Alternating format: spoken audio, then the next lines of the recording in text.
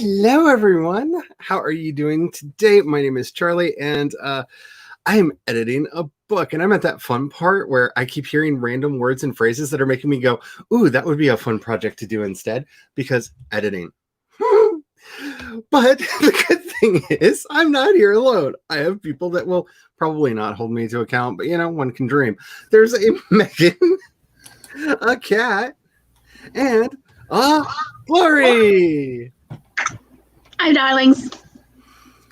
And yeah, I was watching an Esoterica video earlier today, and he just said a random phrase in Demotic, and I was just like, oh, that would be a perfect name for that one group of mages I was trying to name in my other setting, and actually give them a good, interesting history. Ooh, and my brain automatically started world building for the other world that I was working on last year, and I'm just like, let me make a quick note of this. I will come back to it later. So in that place, because I love drafting. I do. I really, really do. And luckily, because the way I did draft this, I'm kind of still drafting because I really underwrote the first draft, which I didn't think I did until I went back and started reading it. And I'm just like, oh, all this stuff I thought was here isn't. So I'm still basically drafting for my first draft now, and I want to either be working on book one or full on writing because revision is fun. It took me 2 days to do one chapter. This has got to speed up. So how are you all doing today? Pretty good. I love this look that I'm getting from Glory. Yes, feed me with your pain. Yes, yes. Well. I was just more like, yeah, me too. Yeah, me too. Good point. Yeah, because I do love world building. That's my jam. And then it's oh yeah, I probably should make a story just so I could share the world with other people, right? As an excuse. See, that was kind of the half genesis of the story that I'm working on now, because I had an idea for what I thought would be a really good role-playing game, and then it meshed into all of the fantasy stuff I'd been working on, and it's just but the game, the world, I could be doing that. And it's yeah, but if nobody knows about it or gets involved in it, nobody's gonna care. So hey, let's go. And I have Tessa on the brain, which is very obvious because I'm quoting the Ramones, because I got a very happy message from Tessa today that she will be getting home from the hospital tomorrow, and she is looking forward to being in the chats and hanging out with people again, and I can't wait for that either, because Tessa's in my heart. So what are the rest of y'all working on today? Let me know in chat and on screen. I'm going to be working on my outline, trying to get further in the story. I'm a little stuck, though, so we'll see how it goes. I've been listening to Joan Jett to kind of get me in the creative space, and it's kind of working, but I've also just been focusing on the Joan Jett music and not doing anything. I love it. I love her so much. It's hard to express how much I love her. And then she did that documentary a couple years back. I think it was just called I Am Joan Jett or something like that. And I was like, do I risk learning more about somebody I have idolized for so long? And I was just like, well, I know a lot of the stuff that happened with with her, with the Runaways and stuff already. How bad could it be? Yeah. And then I watched it and was like, I didn't know I could love you more. I really didn't know there was more room in my heart for you. But then my heart grew 3 sizes that day just to fit in more Joan Jett. I just watched Bad Reputation, the documentary on her on Hulu. Yes. Last night, and it was so good. It was so good, yeah. And I was like, I'm doing that too, but in the writing world, is setting up my own publishing house. Just because if ain't nobody going to publish me and pay me a fair rate, Glory gonna do it for herself. And I'm like, I thought it was just me, and just to see Joan Jett was doing this in the 80s, 70s, and 80s, is Yes, since I told y'all about like the first real feminism introduced to me was like, here's Joan Jett, that's a real feminist. When I was 8 or 9, I'm like, you should be like Joan Jett, and to find out like, no, she is the real deal. At least so far that I know of, she is really the real deal. A friend of mine got to meet her a couple years back. Went to one of her shows, got one of the VIP like backstage passes, and I was like, "So how was it?" And she just kind of shook a little bit and was like, I was not prepared for the world backstage. She actually is who she is on stage all the time. Oh, wow. And then went into detail about the shenanigans that were going on backstage. And the Queen Joan just kind of floating through this like sensual wonderland of rock and roll. And I'm just like, yay. You're not Patti Smith. I was like, she had a good reputation, and then like she talked and wrote some autobiographies, and we're just like, oh, I'll stick with your music. Sorry. Exactly. Yeah. Exactly. Yes. So, Kat, other than a thing that I don't know if I'm supposed to be talking about, what are you working on? Trying to figure out if I can put that thing that I just showed you that me and Glory made on Redbubble or not, because I need to know the legal you should totally standings. Put it on Redbubble. Yes. Well, I need to know the legal standings for that. Yeah, because I do believe anything that you make in there is considered yours.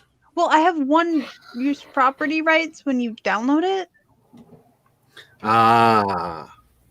Technically, yeah. That gets it. I don't know that. All right, if I need to just draw a bunny, upload it, and then we make the logo from that, and it can hold a coffee cup, like I can do basic drawings, and this bunny is basic. I could do it. If I have to fund your roommate to make this happen, I will. Just walks into her room. I need you to make this exact image just slightly altered so that I can put it on a shirt. Thank you. Goodbye. Yeah, like if you can make it fatter. I would like this bunny fat. Just like make fat. I want it like cheeks are so huge you can't not squeeze it. Oh, it's straight out of a Titian painting, just kind of like lounging on a couch with a nice crocheted blanket over its lap and the coffee in its hand, just like, yeah, bitch, yeah. Like, yes, I'm here for it. I am here. Can you imagine a Titian bunny lounging right there? The decadence of this would be so beautiful yet bizarre. I would honestly probably write an entire essay on a Titian-esque lounging Rubenesque bunny. Just, yeah, babe. You see this? This is what you get. The problem is, as somebody who accidentally fell down a very furry rabbit hole because they decided to put anthropomorphic animals into people into their setting, yes, I can imagine this quite well. I have seen things I will never unsee. Yes. Yeah, will agree. Yes. Yes. Yes.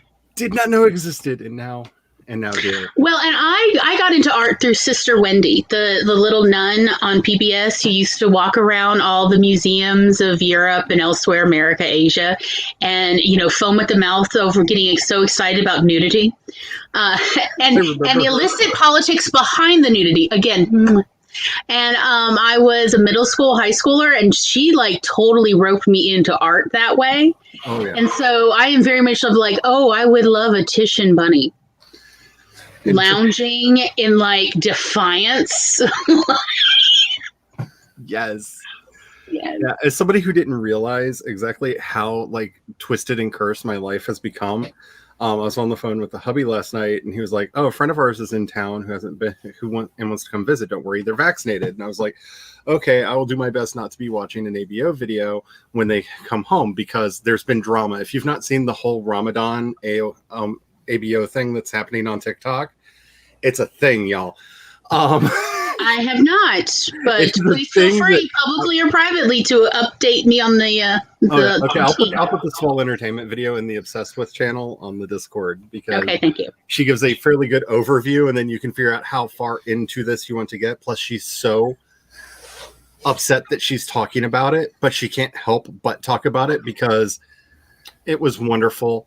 It was wonderful. Cute little Muslim girl trying to explain what is and is not halal during Ramadan.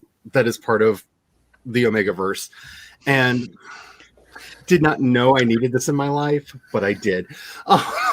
And so I've been like obsessively watching compilation videos of like all of her TikToks because I just can't stop.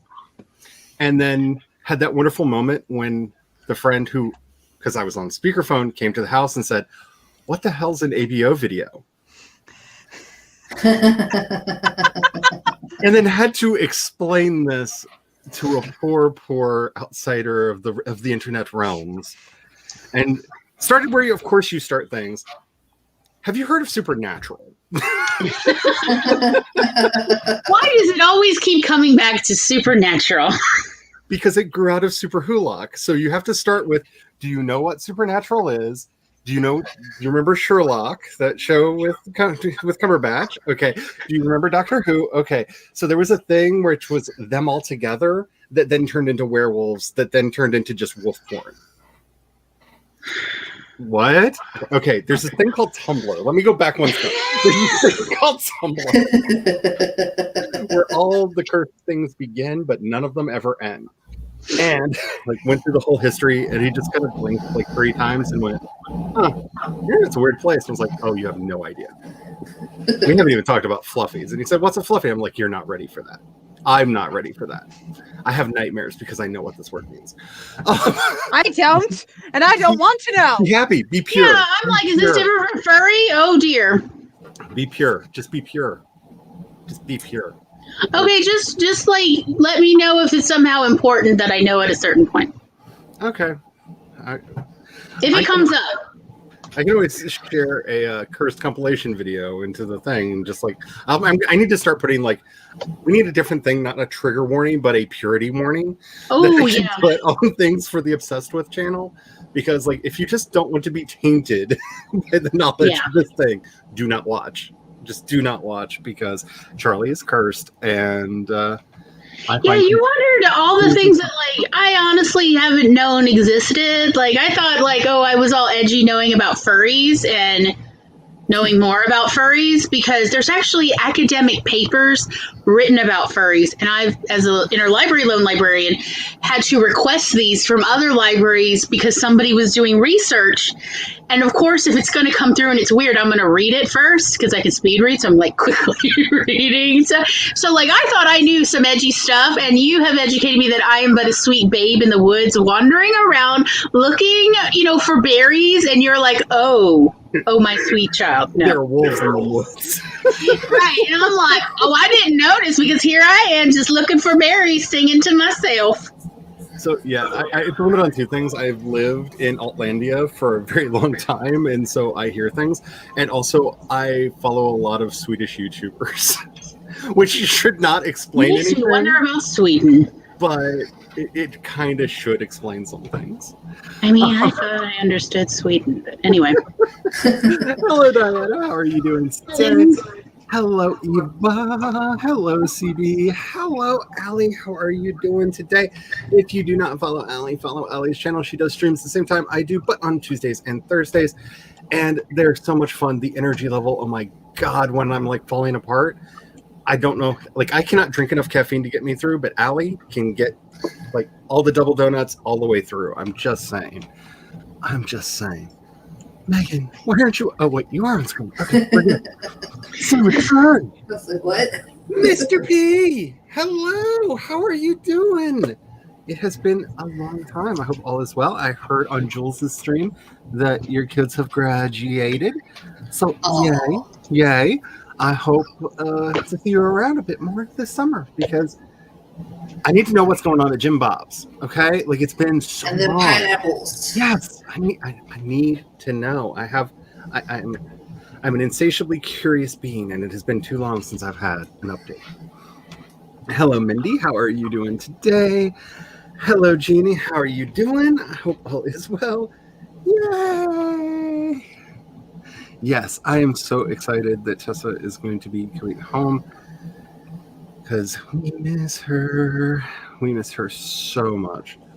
At least I do. I shouldn't speak for everybody. I should. Who knows? Maybe I was just using the royal we. Maybe I've gotten to that point of just completely broken in the brain that I'm already a they. Why not be a we too? Oh, honey, I literally was 6 doing the we, and my mother called me on it like, we, who's we? The royal we? And I'm like, it works. Let's run with it. Let's just go with it. It's me and all the characters that are in here, like, really upset about how I portrayed them in the book. Like, it's all of us Preach it. doing our Preach thing. it. Hi. Ah, good. Had dreams of Lilith. I'm fine. I'm completely fine. It's all right. I'm fine. Only a few chapters away from the end of your Camp Nano project. That is Yay! Just in time for the next Camp Nano in July. CoStar tells you to learn from Kat today. I think this is good advice. I am not falling down this rabbit hole just yet because I'm not ready to be. I'm being read enough by the characters in my head as I'm editing this book.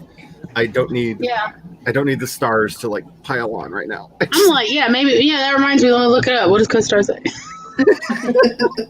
Allie is outlining. That's awesome. Is this on your fantasy project? Inquiring minds want to know. Ooh, wine gums. Yes. I'm here for this. What are wine gums? Hello, Chloe. I've never had them. Wine gum. I've heard it's like I don't think it's gum. I think it's like gummy bears type. Yeah. Oh. The gummy And they don't taste like wine. They taste more like grapey, fruity flavors. The ones that I've had, yes. Interesting. Yeah, I've had it once, and it's something like I guess they used to only sell like for cinemas or theaters or something like back in the 50s, and now I guess it's more widely available. And that's the absolute limit of everything I know about wine gums between Call the Midwife and Doctor Who. Hi, Heather. How are you doing today? Hi. I got very, very confused this morning when I got the invite for tomorrow's stream, which I'm hopefully will be able to be at on time. But you know, me and mornings, they're fun. Because I was like, wait a minute, what happened to Wednesday? Did I forget to stream yesterday? What's going on? Like, I had a full on like, oh wait, Charlie. no. I wouldn't let you forget to stream on a Wednesday Aww. because it has become part of my routine. And the one day you didn't I would send be me by a so certain time, I was like, "Hey, Charlie, where's the invite? Are you not streaming? Are you okay? Do you need something?" Tonight is going to be one of those wild nights where I have to log off at 8. Ooh. And if this never happens, I'm actually going to set an alarm. Okay. Yeah, Canva lets you order things. You can actually Okay. buy products from them. Oh, So, on the page, licenses, copyright, and using Canva for commercial purposes, it does say what's allowed. Use our content in a Canva design for personal or commercial use. You can use our content in marketing or social media, or even sell merchandise without restrictions. Excellent. Nice. So, it doesn't, it says I can do it, and because I am a pro member, I actually register, and also it is altered artwork, so it's not in its original form. I can't, just get the bunny and download the bunny. Yeah, we did things to the bunny. We did things to the bunny. See, okay, I need to stop for a minute. They did nothing. It was a wonderful meeting that we had. We were sharing screens. We were talking and chatting and commenting and no, this one. I'm like, tell her, scroll up, scroll down. Let's go left. I'm just saying, for a stream that started with discussions of ABO, furries, and fluffies, they did nothing terrible to the bunny. The bunny is just cuter. That's all they did. They made the bunny cuter. They did not do anything terrible to the bunny. I feel like I so need to be cute. clear. I mean, but as long as somebody's enjoying it, it's not terrible anyway. I'm just saying it's called consent. And Yeah. He thinks that he's sitting at the desk. Are you gonna get a video of him and you get him a tiny little cat glasses to put on while he's to match his mommy? Should. You should. You could always make him out of wire and just put him on to fit to him. Mm-hmm. I'm throwing that out there. This is a good thought. I like this thought. I mean, at a certain point, I think it's probably a little suspect to costume children, especially against their will, but animals, no, they can never go to therapy, so they can never report on you. Oh, if my dog could talk, like I could just hear her talking to her therapist right now. Like, they never pay attention to me. I always have to sit over there while they Feel talk so invalidated. by themselves in the corner of the room, talking to the air and not even looking at me. I They actually talk to themselves all day. Why? have a picture of Dobby in a sweater that I crocheted for him. Nice. I need to see that picture. I'm gonna need you to share that in something. Yeah, the Super Hulak origin story. Though my favorite TikTok in the world right now that I've just been like, every time I just need to laugh, is this wonderful, wonderful woman that's like, everything started with supernatural. Y'all respect your elders, and I'm just like, I want to challenge you, but like your delivery, like I can't. Like you're right. All things started. There was no universe before Moose and his brother decided to go off on their adventures. that was the beginning of time. We're fine. You learned about. It's a lot. You learn a lot in that episode. It's a definitive episode. Yeah, I learned about furries when a pack of them showed up at one of the panels I was doing at a convention. And just very boldly, when they noticed like more than half the room was just kind of staring at them, like at the end of the birdcage when like the conservative side is like looking over at the drag queen side of the, just like, and they're like, if y'all have questions, just ask. And we did. I first learned about furries as a photographer when there's a website, Model Mayhem, and I got contacted by a model who was like, "Hey, I'd love to work with you, but do you mind if I dress up in a fur costume, my fursona?" And I was like, Did you say fursona? Yes. That was what she said. Yes, she wanted to dress up in her fursona. Okay. And I was like, I mean, we can do other pictures though, right? Because like I wanted some for my portfolio. And she was like, yeah, I wanted to do some of my fursona. I was like, I don't see a problem. You're not doing it to like entrap children, are you? And she's like, no. She was like of age. And she was like, nope. And I was like, well, then I have no issue. Let's do it. And yeah, like, because she had so gotten used to other photographers having an issue with it. And I'm like, why would I care? It was the cutest outfit too. She had a fluffy tail, and I was like, while she was putting the costume, I was like, before you put that tail on, can I pet it? And like, I put it on as a stole, and I'm like, look at me, I'm just gonna go. And she thought it was funny. So like, yeah, we hit it off. So, I mean, we all know how much I love puns. So when you said fursona, I almost like internally combusted because I was so happy. I did not make up this word. No, personas are a big part of the community. It's a real deal. And it's kind of died off, but if you really want to see Gen Z like destroy TERFs, look up Trendersonas, because when the TERFs decided to say that all the kids these days are just trans trenders and not really trans at heart, Gen Z went, okay, let me show you my Trendersona, and started doing artwork of their idealized trans self and just embraced it. And it became a thing for a little bit of time. And a lot of that was inspired by some furries that were very prominent in the subculture. And yeah, I went to high school with some furries, and it was definitely an interesting experience. And as I like to remind everyone, if you like anime, you are indebted to the furries, because the gentleman who created modern manga and anime, the creator of Astro Boy himself, drew a lot of furry art for himself that they found when he died and had no idea what to do with. It makes sense now. Yeah. Also, there's so many studies about furries. It's fascinating. Some real interesting and worthy academic papers. What is Jim Bob's? I don't know what Jim Bob's is. It's been closed. So, just kidding. New shipments of pineapples just came in. Oh, on the BOGO sale. Yes.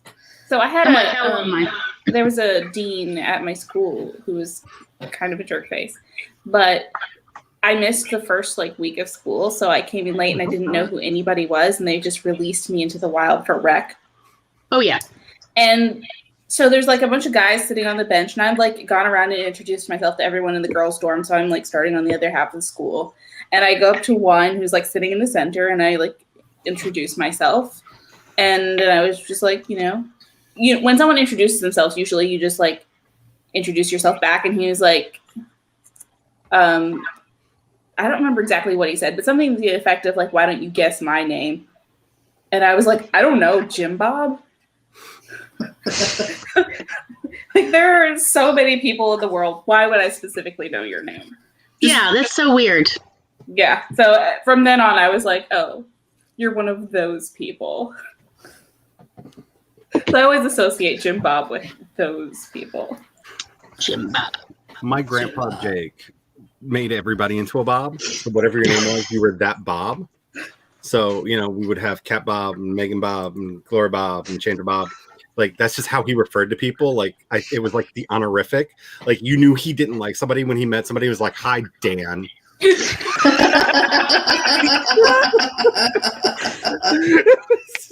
That's amazing. Not Dan Bob? Wait, what? Uh-oh. What did Dan do? T, spill the tea. I need to know. Something terrible happened. Somebody's not a Bob. So I might be in the process of uploading. Yes. something to- Yes. Alrighty. Send me links. Since I am in the midst of an editing hell, which really needs to get sped up because 2 days per chapter is not going to cut it. And because I'm dealing with pirates running around on a really messed up ocean, I thought, why not try out the mermaid race? Because there's something about the Murdog that's kind of cute. I love this, like the sheer randomness of the people that get generated. It's a very simple race. The little Murdog goes off. They swim after the Murdog. And Can y'all guess which one I am? The orange one. comes back and they get to cuddle. Get the cuddle. Because, Are you the one with the white hair? I was when I thought the white hair Is it was on kinda the like orange Granny? one. Yeah, I like with the white hair and the green glasses. Like, oh, it's a granny mer lady or mer person. But I love it. We all know orange is my color. I It is, like and that the is actually purple orange. hair. It's all orange. I don't know what you're talking about. Alrighty, so I thought we would do 20-minute sprints today because, it takes me a while after I get started to stop just like smacking myself in the head for some of the choices I made while drafting. I mean, I get it. It's not that bad. It's not that bad. And this is not like me asking for compliment bondage. It's more me going, but all this other stuff happened in my head. Where is it? That's such a mood. Like I wrote, but no, wait. How did only like a half to a third of what actually transpired in my mind actually make it onto the page? Can I tell you from experience, the only thing worse than a third of it making it onto the page is when all of it makes it onto the page. So I've been basically rewriting the I feel a bit attacked right now, Chandra. Why? Because it's so accurate for me. I mean, sometimes I have reread stuff going, I'm not aware of doing drugs, but the paper says otherwise. I know that I've written the same like situation 4 or 5 times in a row because I couldn't decide which way I liked it better. And then there's like the one paragraph that there's 2 paragraphs in the first chapter that I am shocked that nobody marked up because in one paragraph I used the word whiskey 9 times. Did you need a drink, sweetheart? I love it so much. And then there was another one where I used the word ship about that many times, and I was just like either everybody just like blanked out by the time they got there, was just mesmerized by the ship rhythm of the story, or I don't know. So, but it's also that fun part where I'm not only just trying to get the edits done, but I'm rewriting and then editing what I rewrote. Yay! So I'm going to get this off to the editors. Well, then tell me everything else that's wrong with it. So. Nerves. Alrighty, so let's do this. I always do blue. I've been having good luck with blue, so I'm gonna pick the rad one because is that a beanie or is his hat on backwards? I think his hat. It looks like it looks like a baseball hat type. Yeah. With the green tail. No, with the blue. Oh yeah, with the green tail. So I'm gonna pick that one because blue hair, just like I feel it. I feel it. Nice. Plus, he's like totally rad to the extreme, and I'm a '90s kid, so I identify with that. I've linked the thingy in the chat, Yay! in like the public chat. Nice. I'm gonna go with the purple tail at the top with the blonde hair. Orange. I'm not saying anything because it's all a trap. It's definitely orange. I know, but I'm getting a very selective form of color blindness where I just look at most colors and go, "Oh look, it's orange! Isn't that a beautiful orange? It's such a beautiful orange." Happy to be of service. It's good to know you can have that much of an impact on another human being. At any rate, make sure that you have something to hydrate with. I, as usual, have my caramel apple tea because I am a creature of habit, and if my habits get broken, my psyche cracks into little bitty pieces, and I cannot function for days. Make sure you're hydrating. If you need to get up and move around, please do so. If you need to just take a break because self-care is productivity for writers. Make sure you have your document open. Make sure that you are saving it.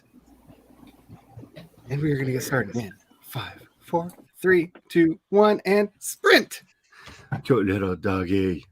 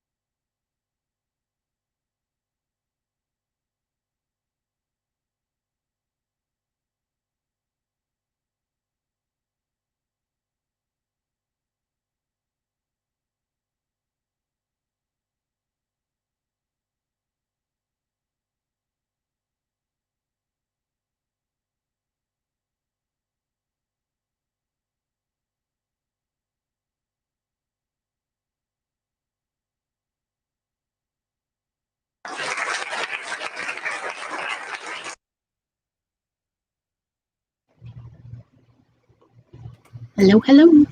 It was the purple one, the purple-tailed one with blonde hair. Yay.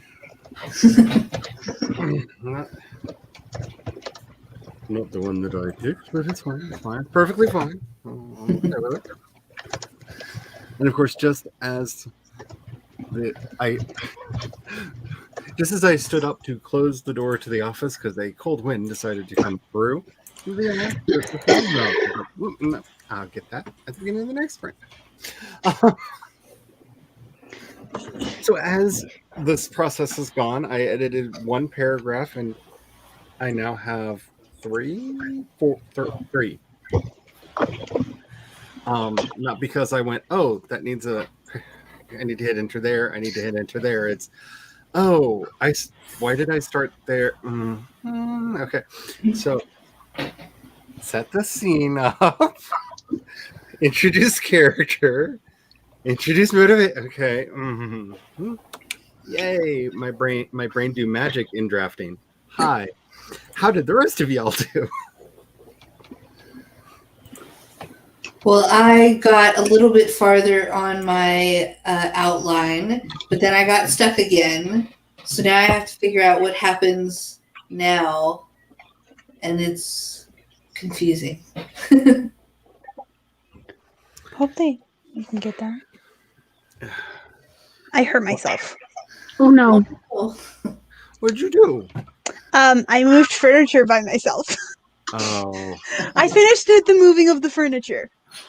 Because before my chat with Glory, I had to move my dresser from the corner because I was rearranging it because I wanted to put the girls up higher and on a blanket chest that I have, but that's where my TV was.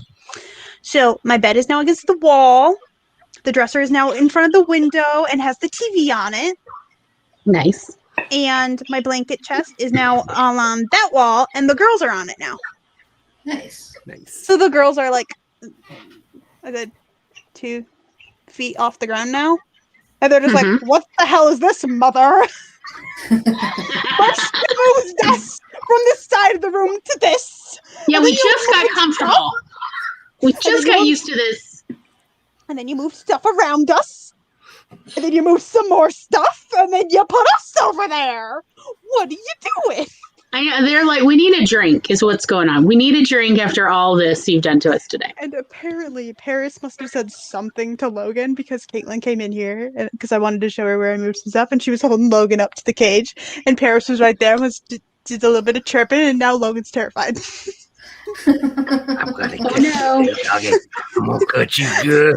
Because Yes. when Parker came up to the thing, he was just like, No, he's literally... That's funny. The guinea pigs. Don't feed me to the guinea pigs, please. I don't know what the guinea pig said to the dog. I love The dog is terrified. But to be fair, To be fair. I can't help myself. It's a problem. When we had a Chihuahua when I was a kid, and I feel like their natural state is, why am I so tiny? What in this world's going to kill me? Just constant fear. Like, just when you take a wolf and make it this big, like Yeah, that checks out. They should be the big thing. Why everything's so much bigger? Why? When I had guinea pigs, every time we would walk into the room, though, they would startle and then they would like run in place, and there would just be a hail of wood chips because they would just be like before they could actually get any traction. And then it was just like I always felt bad just even going in the room to like hang out with them because they would be so startled. So, Glory, what did you work on? I worked on next Monday's show graphics, and I got the YouTube thumbnail done, and then I was like, I shall do other things until I feel like doing the other, the social media sized. Yeah, I have to do everything. So I have not even started working on copy. I mean, same though. I'm finishing up editing this vlog. And I will just go ahead and tell you all, anyone who just wants to see pretty much the world's longest cat video, Tell me more. I'm Okay. not even going to try to pretend that it's anything else. Like, it's going in the title, it's going in the description. It's Good. just Tell me more. So All yeah. the cat video. Yes. so basically this entire time I'm trying to edit, Dobby is in, on, or around the desk, rubbing his face on the camera, aggressively like insisting on being. And then I just, at a certain point, I give up and I'm just like, okay, this is your video now. This Yeah. movie is about you. I will So say. I just want to say to anybody who has an animal in any video ever, just for me, please put the animal in your thumbnail. So I have the incentive to actually watch. I'm so sorry. I know everybody posts these wonderful videos that are pithy and interesting and witty, and I would normally love it. But if you don't put an animal in that thumbnail, I just don't have the motivation to click, y'all. There are all these other videos with animals. I'm going to click on them first. I'm so sorry. I love you all as people, but you are not the motivation I need to click. I need furry things. So just Furry. put them in the thumbnail. So Or I weird need grandma singing in a department store for no reason. so I I know need to it was record weird. videos in front of the guinea pig cage. Yes, or just like, hold the guinea pig while you Voiceover? record your videos. You know? Or See, I do a can totally voiceover agree. of the guinea pig cage. Yes. Actually, you have no idea how much I would watch that. You can be talking about nothing important. Like, you can be talking about how the grass is growing faster this week than last week, and I would still watch it. Like, this is how I am trapped into watching a lot of nonsense is, oh, wait, is there an adorable animal? I will click on this thumbnail.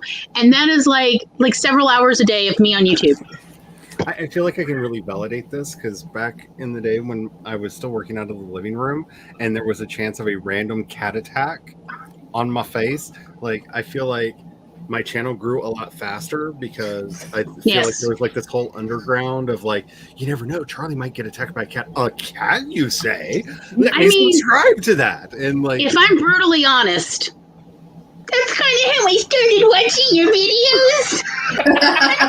It's love. yeah, I'm not gonna lie. Like, I love you can all as completely people, but if you want me to watch a video, something where I can't talk to you or interact with you, there's going to need to be fuzziness there. I mean, this is where Sarah is like the master of us all because she knows like I need to just record a portion of the video that's the cat playing. Like just Yeah, just in the And middle, here's like a that whole time. interstitial Animals. of animal play. Yeah. I will also say during this sprint, I had an epiphany of like I know that I'm editing because I'm eating hot Cheetos out of a bowl with a spoon. So I want to talk to you about a very important matter that you may not be aware of about how to eat Cheetos with dignity. Yep. Your life will never be the same, Yep. and you are welcome. It is so easy to eat all sizes of Cheetos, both the puffs and the crunchies, with chopsticks and not have your fingers in a situation where you're like, I don't want to touch the laptop now, or the mouse. And I just keep extra ones from, when I get takeout. I keep them in the drawer by my desk so that these are always available. I am obsessed. And I feel like I should have known that because my grandfather is Chinese. Right, I've been doing this for 10 years, and let me tell you, has not disappointed once. Cheetos, I want to say, actually taste better with bamboo chips. I'm just saying. It's happening. Also, it works for Doritos. They hold up quite well. Hello, Better Days seller. Hello. Y'all see So, me drop I my just- dignity real quick? So I just want to say, y'all, Wait, eat messy things with Cheetos. Same for like tater tots if you don't want to get your fingers nasty for whatever the reason because you're typing or what have you. French fries, it works for French fries. Curly fries, love chopsticks. Yeah, because you could just like thread them on there. Yes, you can. And then you can just nibble and put it back down on the plate and then nibble, while you keep typing. Look, this is how I survived as a librarian. Very professional. Very professional. Well, they would get upset if they saw residue on their computer keyboard, and I did not want to deal with my overlords. They were. So two things. One, Kat has a video premiering right now, or so the phone finally told me. And Should we go over there? There's also a link in the chat because I forgot about it. And Chandra used a word that I am not familiar with, dignati. I do not. For you? I don't even know if I pronounced that correctly. Like I don't. Oh, yeah, I can see. Yeah, maybe. Yeah. This is the thing I'm supposed to have. This is yet another one of those things that I've like just neglected my entire life. But No, it's the word for when I forget my queenly wave, and I'm just like, that is when I forget my dignati. Excuse my mispronunciation. Dignati. Can we all join your Dignati club? I feel like maybe there might be masks or hats or scarves involved, and I am here for the Dignati club. What about aprons? Ooh. I love a good apron. we might have to make dignati aprons. If it's Oh, a- yes. That's if it, it's a apron. gardening apron, yeah. If it's a cooking apron, hard no. Like a utilitarian apron. Okay. Yes, I am now a member of the Dignati, and with an I. It's just to upset people. We'll do the triangle upside down. Please don't come for us. Are my thumbs not long enough? They may not be long enough for this. Sorry. I have short, stubby thumbs. It's just one hand on top of your head. Dignati. Huh? All hail the dignati. No, because mine looks more like an upside down Hershey's Kiss. This does not look like. Then This just is go what I out. thought, y'all. It's fine. Lori, it's I'm just a big fleshly enough member. for the all-seeing eye. This is I'm part of the Dignati.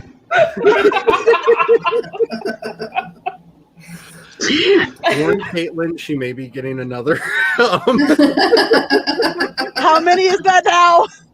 I I'm don't so know glad what- we're keeping her employed. I don't know what the mascot for the Dignati should be, but I feel like it would be some kind of a Cthulhuoid something.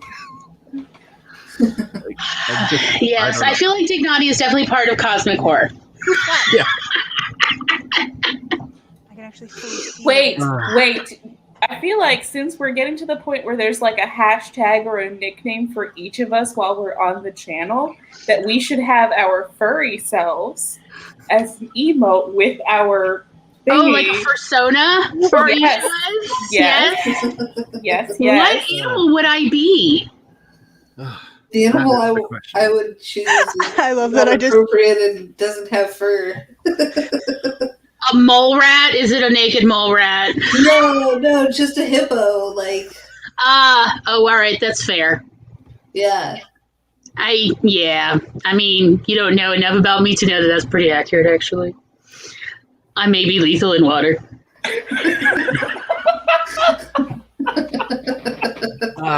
Dignitas ad infernum. Let's see what's going on with that. Like the three people who speak Latin went, Charlie.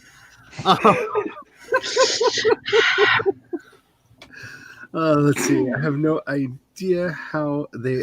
Yeah.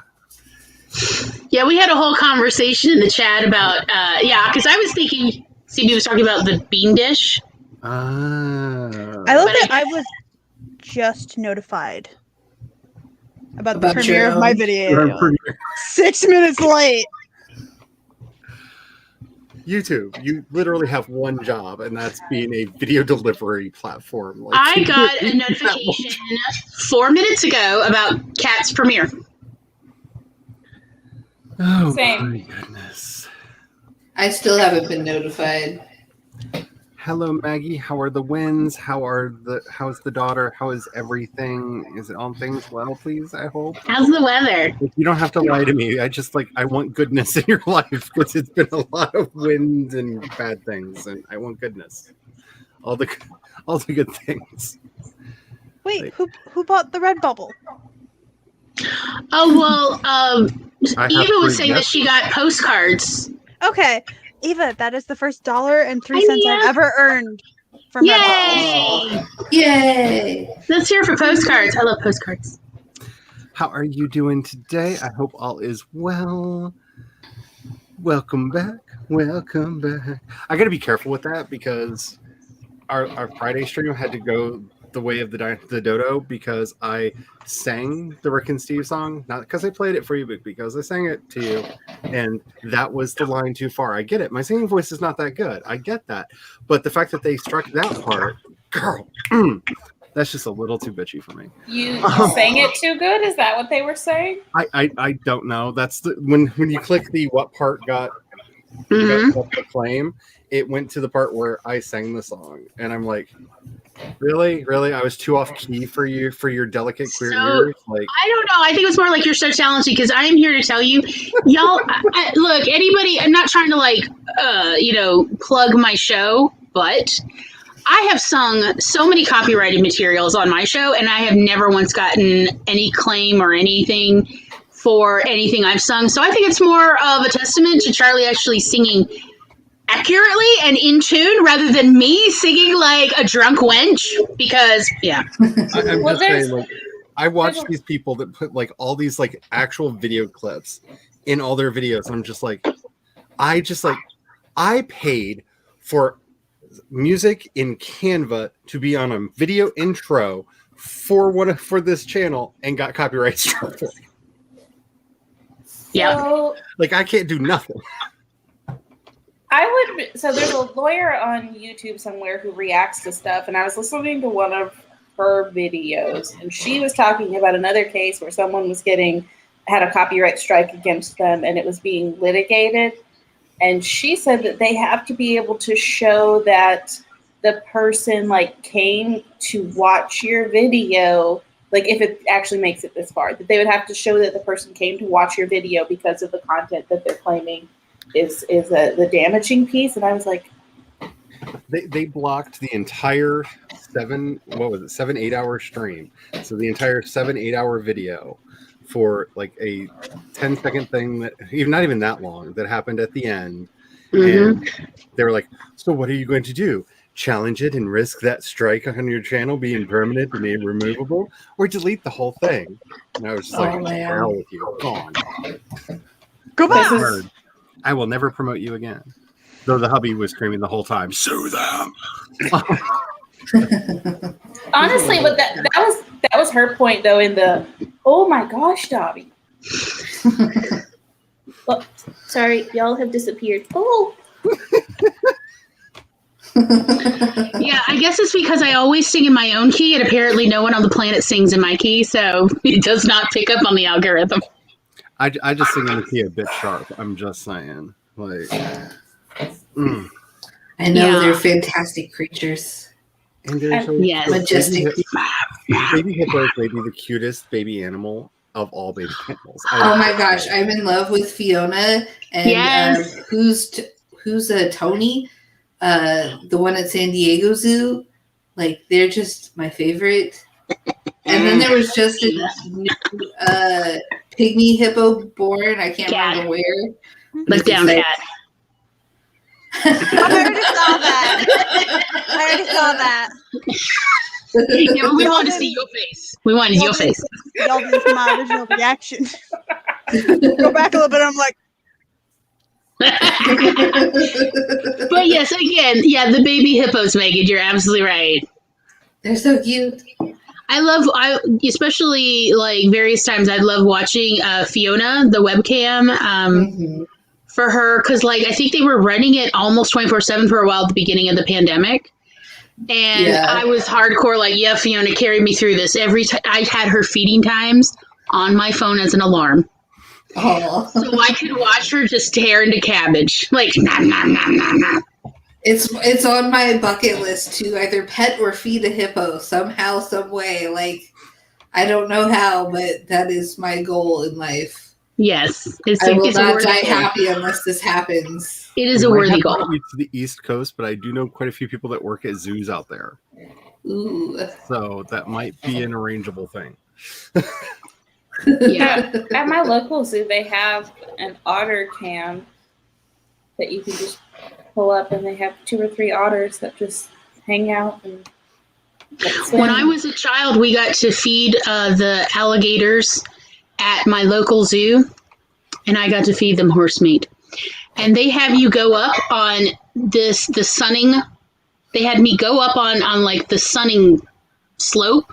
So I'm standing there throwing down half-frozen ground horse meat and chubs to them, and I'm like, this feels like a scene from Peter Pan.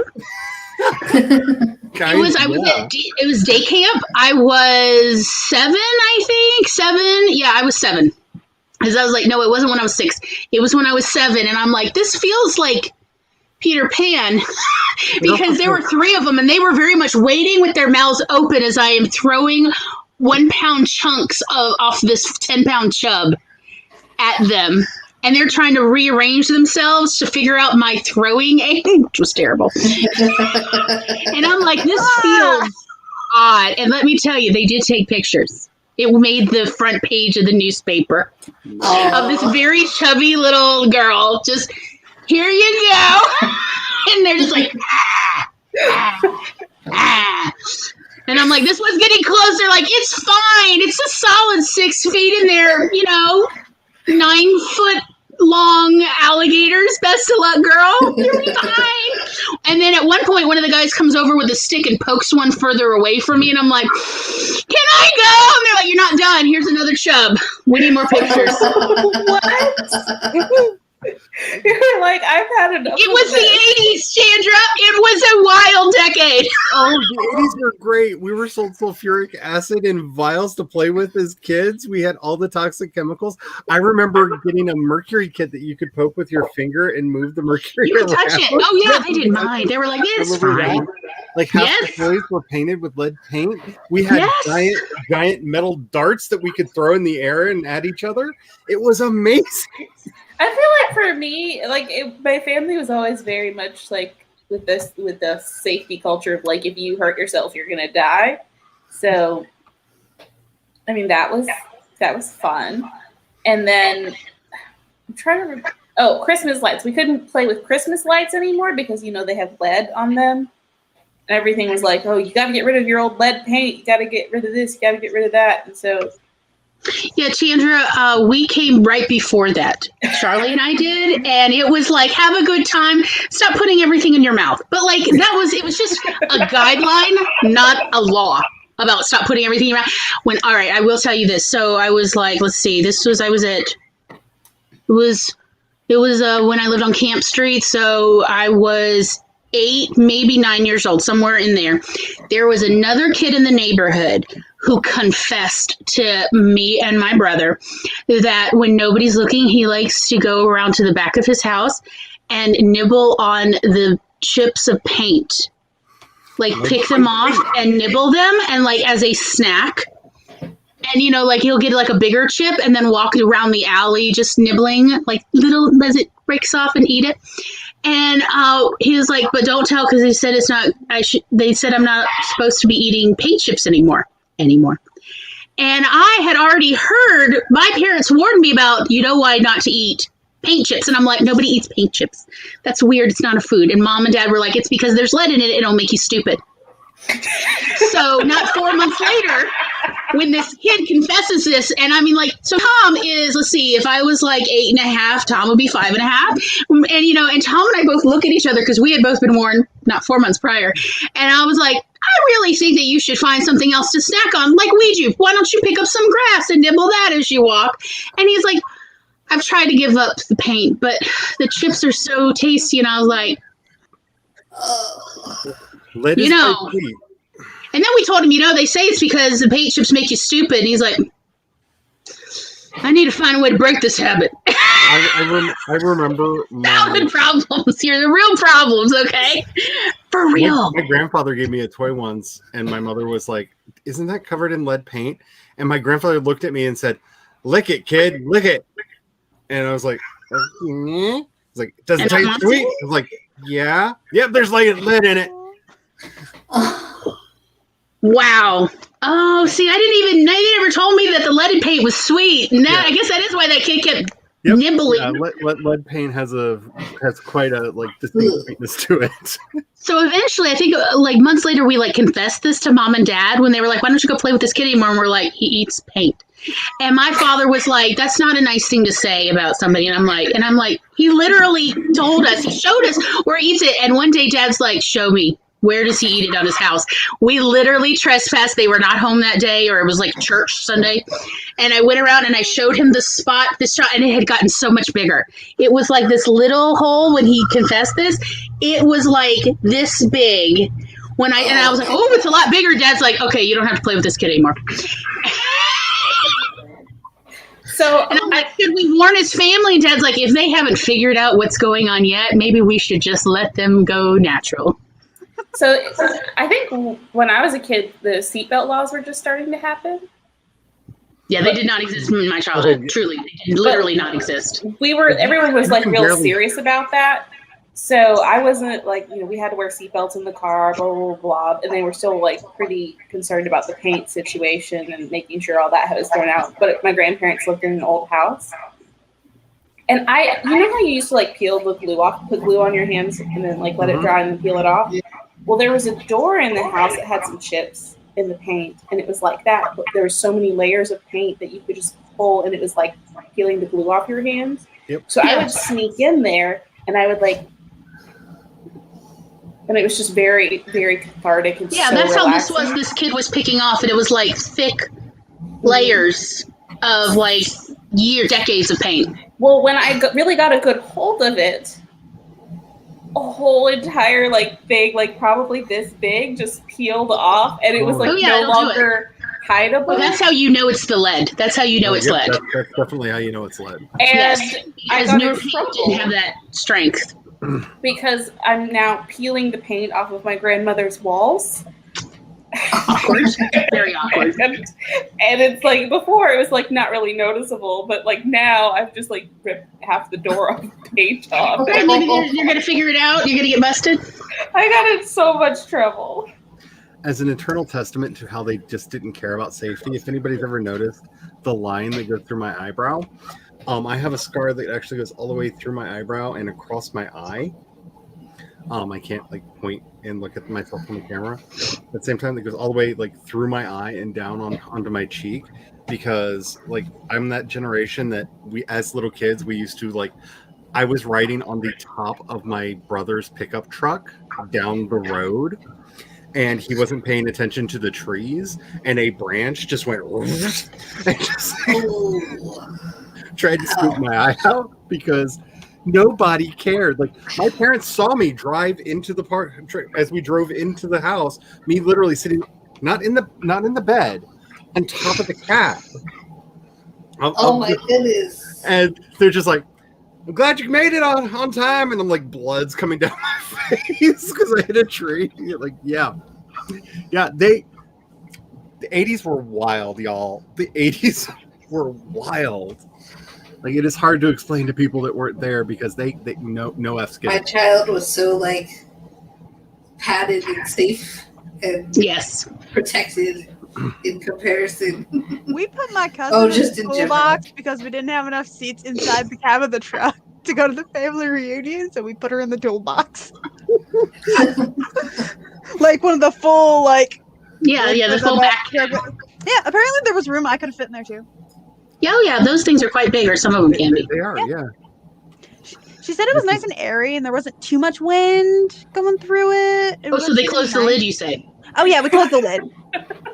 And I'm just saying, like, we need to Well, make like Dad propped it open, but yeah.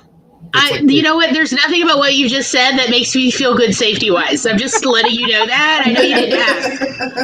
But I'm just trying to explain my face is what I'm trying to do. I'm trying to explain my face. We just need to make a Cthulhuid version of like a falling star with tentacles coming out to destroy the world with the more you know banner. Yes. The more you know banner, because there's uplifting and teaching you like, here's a thing you should know, the more you know. And it's just like, oh no, the past was more messed up than y'all think it was. Let me tell you what, the more you know. Or yes. That feels right. Yeah. Yep. And every time so Chandra, lead paint removal experience is something you can put on your resume, he even points out. Yes, but I do not have the correct safety training qualifications to legally. You'd be surprised how little. I used to work for an abatement company, and you'd be surprised how little so sad, but so true. Is necessary to be appropriately trained and appropriate equipment. You would be So horrified. the trick is, for legal reasons, this is a joke. The trick is you peel it off in sheets and then you just don't put your hands in your mouth. It's also, as a teacher, I had to actually learn about lead paint poisoning. They felt like this was somehow important. I don't know. And you also need a mask because the actual danger of lead paint, for instance, in schools, is as it degrades, the dust particles are where the real danger is. Not that many children were actually eating lead chips, it turns out. It was the breathing it in and then the body internalizing it, since our body doesn't recognize metal as not part of us, unlike like wood, a wood splinter, the body will eventually remove most of that, but not metal. So lead is forever. Lead is forever. Lead loves you, so yeah. One would hope. Yeah. You'd be surprised. Alrighty, let's go and do another sprint now that we've like horrified people with like past. Yay, childhood! We survived! Medals are all around for us. Yeah, deservedly medals. Not made of lead, hopefully. Every time I see a movie or a TV show that's supposed to take place in the 80s and the kid has like pads and a helmet on riding their bike, I'm just like, That's some BS. Takes me completely out of this. If anything, he would be wearing shorts and wearing flip-flops that will eventually get tangled in that chain. Like, When I got a 10-speed bike for not my 9th, or maybe it was my 10th birthday, I asked for a helmet. So it was 1989. I asked for a helmet and my parents were like, oh, it's $20. That's too much. And they said, just be careful. yeah, it was a fashion. And I was not. Yeah. Oh no. Oh, yeah. I got injured several times, and yeah, no, it was not good. But yeah, that was my advice. They were like, just be careful, or if you really feel concerned, you could always put a milk crate on your head while you bike. I heard that too. What is that? Yeah. Insanity. It's insanity. That's what insanity sounds like. I'm going to stick with my like way of thinking and pick the 90s kid totally rad with the gold tail at the bottom because his hat's on backwards, and like that means he's super fast. That's orange. Sure, fine, I'll He give is you that right. one. I will give you that one. No one's gonna with take orange the- from me. I like the redhead with the stars or snowflakes in her hair. I don't know what's That's the happening. one I'm going for too. Yay! I'm gonna go with the one The next purple to tail. that. I'm gonna go with the one with the red tail and the green hair. Because Nice. she's ready for Christmas. Christmas is coming. Alrighty. Make sure that you're taking care of yourself. Make sure that you're hydrating. If you have been working on your work and you've not been saving it, don't feed the gremlins. Don't feed the gremlins. Save They're your hungry. work. They're hungry. They want everything. They tried to steal my dreams last night. My dreams, people. Do not let them have anything. Save your work. Back it up. Send it to a friend. Post it quasi publicly on a Google document for people to read and see your shame. What I do. We are going to get started with this sprint in 5, 4, 3, 2, 1, and sprint. It makes no sound when it starts.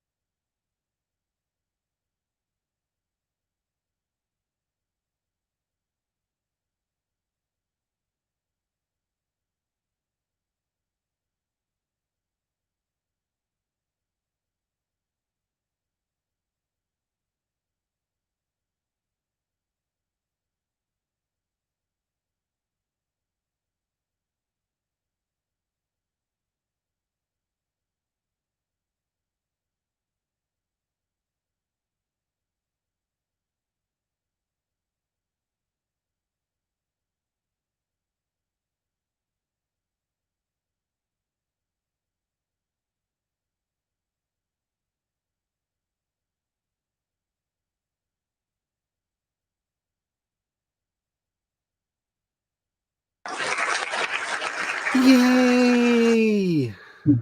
The totally rad to the extreme 90s dude won. Extreme. Radical. And Chandra's not here to see that the orange won.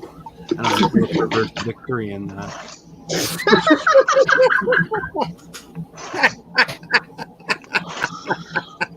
Well, we went somewhere I was not expecting. Cool. I've never seen somebody pop onto the video that fast. It's like, Do I need to cut someone? Yes. I was saving this vlog might be the death of me. Oh no. That's all. I've been editing it for like a week. Oh no. Just say to hell with it and post it as is and go, hey, it's called a work in progress.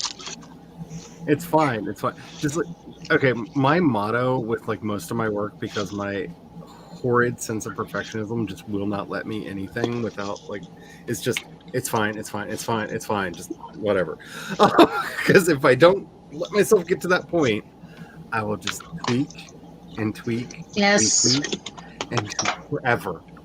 Well, so half of the problem was I couldn't get stuff off to upload, because it used to be I could just grab everything from my phone and just whoop, dump it all into a project and it would let me go, and then all of a sudden that wasn't working. So then I had to work with support to figure out why it wouldn't let me move files, and it was like, no, not that file, this file, that file doesn't work, only these files work. They were filmed at the same time, doesn't matter, only these files, we don't like those files, but why?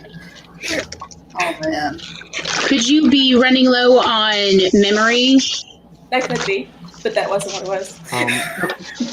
Well, I mean, it said that one time, and then it was like, just kidding, it's this. And I was like,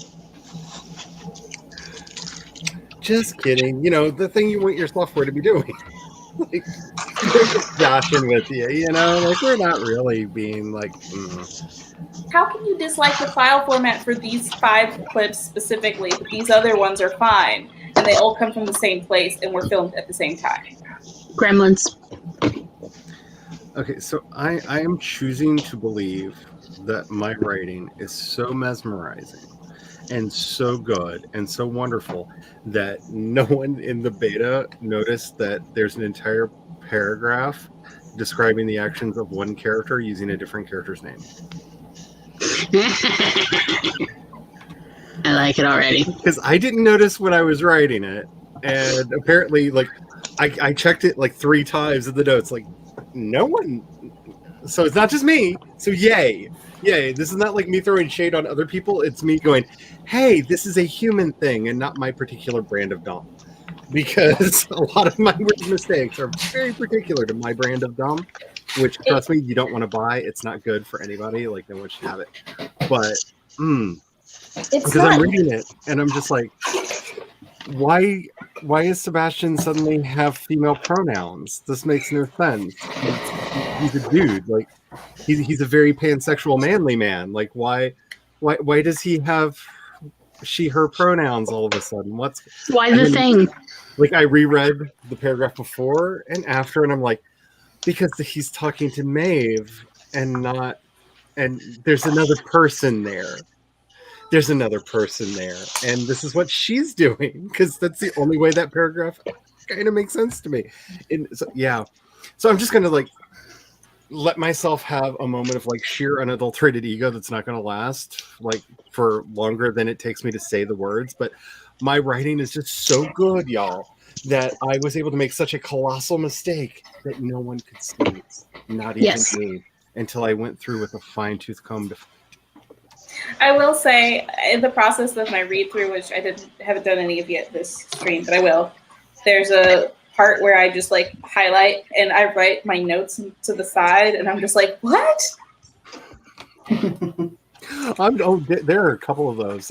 My personal favorite is I'm just going to blame some of the things on me not catching the voice text doing things, because people are running and there are channels behind them, and I think I meant shadow. Shadow makes sense in the scene, but it's channel. I don't know. there's a lot of like my particular brand of dumb is amazing and wonderful, but this one just like this. This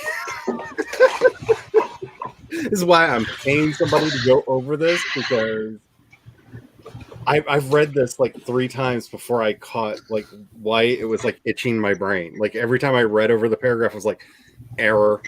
No, it read fine. Like it read fine. Error. There's something wrong here, but I can't quite put my finger on it. Mm-hmm. Because it worked quite well, except for suddenly he like cloned himself and was talking to himself in the hallway. And because nothing else really stood out, it was literally the one word where we changed which character we're describing that made for the error. So it's literally like one word. Like no anybody who did read it, like, don't feel bad. It's literally one word that needed to be changed, and then that's what this whole paragraph means.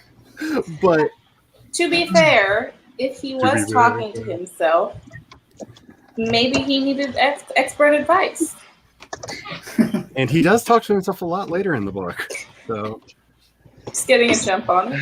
yeah, he's just getting a jump on it. But yeah, so be very, very careful when you're doing your edits, because like I said, I almost missed it. And I would have loved to have seen the look on Meadow or Jace's face when they're just like, what the hell you do here? Like, what the hell? Because What is Dewey? what is doing? What is doing? Is story real? No, so not. What did the rest of y'all end up doing?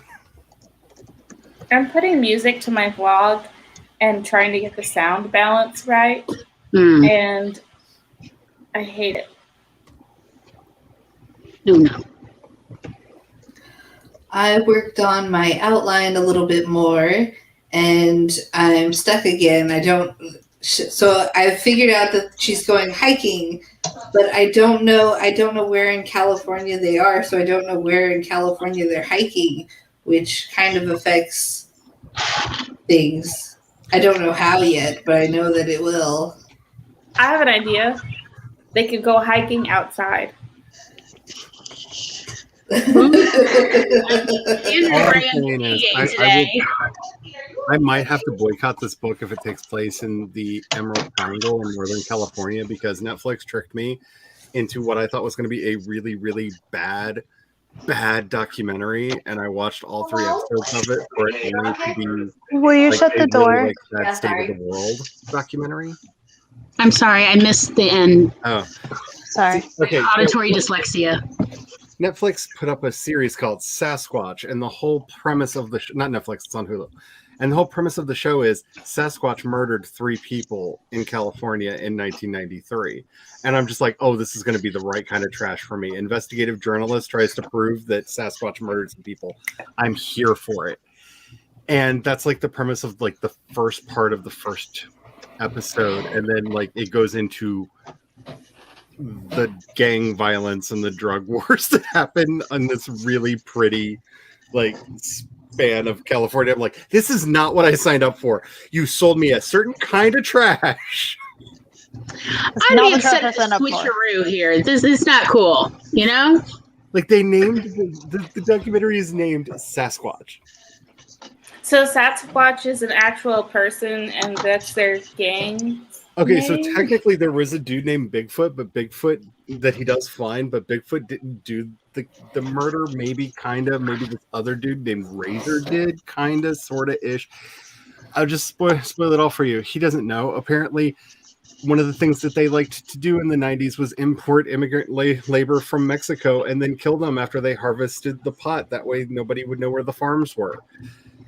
And this was easier than shipping them back to Mexico. Yes, apparently. God, people have so much more energy than me. Like, I just don't have the energy, y'all. Like, I would think just like sending somebody back to Mexico would be a lot easier than digging a shallow grave on a mountain. Yeah, and like making sure that nobody follows you and that, you know, like animals aren't going to dig it up and, you know, cover your tracks. And I'm so tired just thinking about it. I don't have the energy to like actually kill anybody. You're all moral safe. of the story is I'm done with Northern California right now. Oh, I regret all the time I spent in Northern California, for the record. I regret It's all every. about Southern California. Well, like, okay, so there's a part of Central California, and they call it Northern California, but I'm talking about actual Northern California. What were they supposed to call it? Jefferson or Franklin or that? Some crap. Jefferson. Something crappy.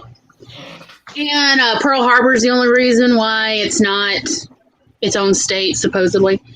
Those are the most miserable people I have ever experienced in my entire life. I have a personal theory that somehow they are shipping all the happiness in actual Northern California and shipping it to Happy Valley, Utah. And that is why the Mormons think they're so happy, is because they're siphoning off all the happiness from actual Northern California. You cannot tell the difference between the churches, the liquor stores, and the strip clubs in Northern California, and it is weird.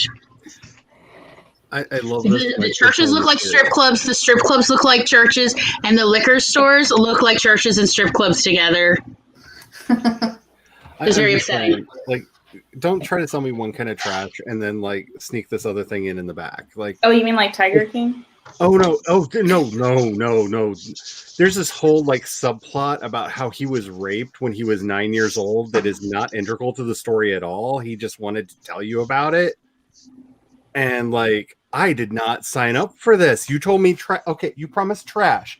Did Bigfoot kill 3 people in 1993? That's all I want to know. Answer this. Yes, because I'm sorry, I watch. I thought we were talking about actual Sasquatch, but okay. I love a lot of trash documentaries because they're always fun because they always end the same way. You know how they're going to end. We couldn't find any proof one way or the other. And I was like, I'm here for the adventure. How are you going to try to prove that Sasquatch killed somebody like 20 years ago? Let's go. How are you investigating this? I have so many questions. Not, oh, and here's the time that you were like molested as a child. Like, I don't, your backstory is not relevant to this tale. You need an editor. Let's just please. Amen. Good editing is a joy. Stick to the subject at hand. The trash you promised me is, did Bigfoot kill 3 people? The moment you've got another version of the story, it was like, oh, it was drug dealers. Your story's over. I'm done now. So I just want to a little bit. Sure, yeah. So I was watching today. I was listening to some different stuff about like, is this writing good or not? And I've been seeing like a lot of people who are not writers are becoming writers, but abruptly, and they don't seem to be in touch with the whole like first you write a lot and then you edit a lot and then you have other people like read and then edit, and feedback is important. And then when people give you feedback, you graciously accept it. You go home, you cry in your closet. Yes, or bathtub, dry bathtubs. Bathtubs are great to cry. Dry bathtubs, it echoes your own tears back to you, and it feels like earned. More, much dear. And then you call a friend, and you tell them all the feelings. Yes. And don't put any of those feelings online, or even necessarily in your phone to like the world, just only to the one friend. Yeah. And then you edit again. Yep. Rinse and repeat. Yes. And until you have something that you're proud to put out in the world that you feel like it fly on its own, and if it doesn't, oh freaking well. Yes. Or you're just like me. You get to the point where you're just like, it's fine, because my mantra is good enough. It's good enough. It's good enough. I tried good enough, and that enough was enough of a qualifier for me to latch onto and be like, but it's not good enough yet. No. It just has to be fun. It's fine. It's fine. So, that's what I had to say. I don't expect it to be perfect, but I expect that I will be able to tell that you've been through this process at least like a couple of times. Because if I can't tell that you've been through this process a couple of times, then I feel like you didn't care. And then when I provide feedback and then you come for me, then I'm going to feel like, why did I spend my money on your thing? Right. Yes. I have said it a lot, and I really do mean it. The difference between a writer and an author is authors edit. People think it's so easy to be a writer. It is. Sitting down and just blah, blah, blah, blah, blah in words on on screen. I get angry and smash characters sometimes, and had a Twitter account for a long time just for that purpose. Right, that's writing. Authors edit. That's the craft. That's the actual craft. Yes, you need to learn how to tell the story, but a lot of that comes actually, I would say 90% of that you learn through editing, which makes your next first draft better. Like just taking in the knowledge doesn't help. It's a practice, it's a craft. If you're just putting words down and sending them out into the universe, that's part one. That's part one. That's where you have to start there, and you need to get to a point where you can efficiently put words on paper, and that's awesome. Yes. But from there, when there's this gulf between just being able to get words on paper efficiently, and then over here where people are actually reading, providing feedback, and there's a lot of mindset that has to happen between here and there. So can I offer, just Charlie, just to like piggyback on what you were saying? Like, so at my middle school and high school years, I lived in Oxford, Mississippi, which Faulkner country, and Elvis country too, actually, because we were in the Elvis Triangle. That's a real thing. Look it up. So I did not make it up. And there, the titles or designations were a little different. So authors in Oxford and Faulkner country were people who have written enough books and been writing long enough that they are now like their books. Some, at least one of them is considered a classic. Those are authors, and they have earned that right. And we all shut up and listen when they talk. You know, no matter how much we may disagree with them on other things, we will listen and thank them for their wisdom.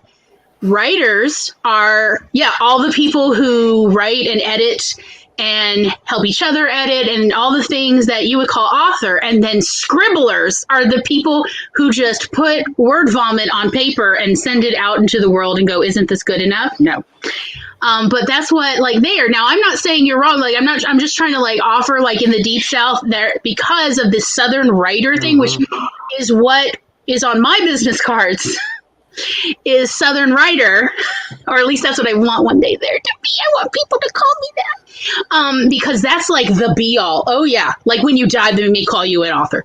But in living, they're like, oh, no, she's a Southern writer. And that's like a big elevated thing. But everyone else who doesn't edit or doesn't edit adequately is called a scribbler. And it is definitely looked down upon. Because why don't you care enough about the reader or your own writing to edit enough that we can find coherence in there? Yeah, as somebody who will never be able to sell my books at several sci-fi conventions on the East Coast ever again, this was a hill that I fought on the very first time I had a book come out. And I am like, the one thing I will say is that you are not a real writer or author based off of book sales. I don't care. I really could care less. I've got friends that have written some of the best books I have ever read in my life and sold like 10 copies of them because they're really bad at marketing. Because that's what you find out when it comes to book sales. How good of a marketer are you? Not how good of a writer are you? Yes. And if anybody saw me freak out, I don't know why, but Darth Revan just flew across the room and hit me in the arm. Okay. It's one of those days today. So, I'm in danger. you're going to go up there. Keep an eye on him. Yes. No funny business. I don't know. Anyway, life's fun. Always. Yes. And CB with the 39 words, which Yay! honestly, as somebody who, why is Facebook dinging me now for some reason? Ooh, cat food. Ooh. That looks yummy. I want some. Ooh, I'm hungry. Yummy. Bring some over. That looks, That'd be a very long trip. I wouldn't survive. Still holding out for the transporter. yes. Someday. Yes. I have the Yeah, biggest at least crush for on. non-living things, I'll take the transporter. I have the biggest crush on. I have to put you back in my pocket. Okay. Catch a Yeah. falling star. Oh, not gonna sing because that's how things happen. Yeah, they're hunting down Charlie. So I had to go catch myself. Yeah, they just hate me. Yes, Maeve kicks considerable more butt. Like I love her so much, and I'm rather frustrated because in the first time we meet her, we don't get to see a lot of her kick buttedness. But this is a long running series that will have like 400 and some thousand words when we get done. So we will get to see it. But I like her as a character. She's very entertaining to get into the mind of. she has an interesting way of looking at the world, which is very different from my own. And I rather enjoy that. I need to do that. I might take the next sprint to do that. That reminds me, I have an email I was supposed to send out. Where the readers want Maeve to be. Yeah, I want her to be more. Like, honestly, I thought about killing one of the characters off and in the other story just to like somehow figure out a way to put her back into the story quicker. And I'm just like, there's no logistical way to do that and make it work. So, yeah, all of the story. people coming with their feels. Mine's interesting. Apparently, it did strike a nerve. Yeah, like seriously, it's that whole thing. Like deliver on your promises. Like if you get nothing from any of the like Save the Cat books, because I think everybody in AuthorTube has read at least one of the Save the Cat books, whether it's by Blake or by what I can't remember her name. The woman who wrote Save the Cat writes a novel. Can't think of her name right now. Anyway, where Save the Cat writes a novel. Deliver on the premise that you promise. That is what storytelling is. All storytelling is a very simple project of this is going to happen, and then that happens, and reader goes, "Yay, it happened." That's the simple proposition that we go into. Like you go to a horror movie, and they're like, "All these people are going to die badly," and then you watch it, and all those people die badly, and you come out of it and go, "They all die badly." Jessica Brody. That's what you signed up for.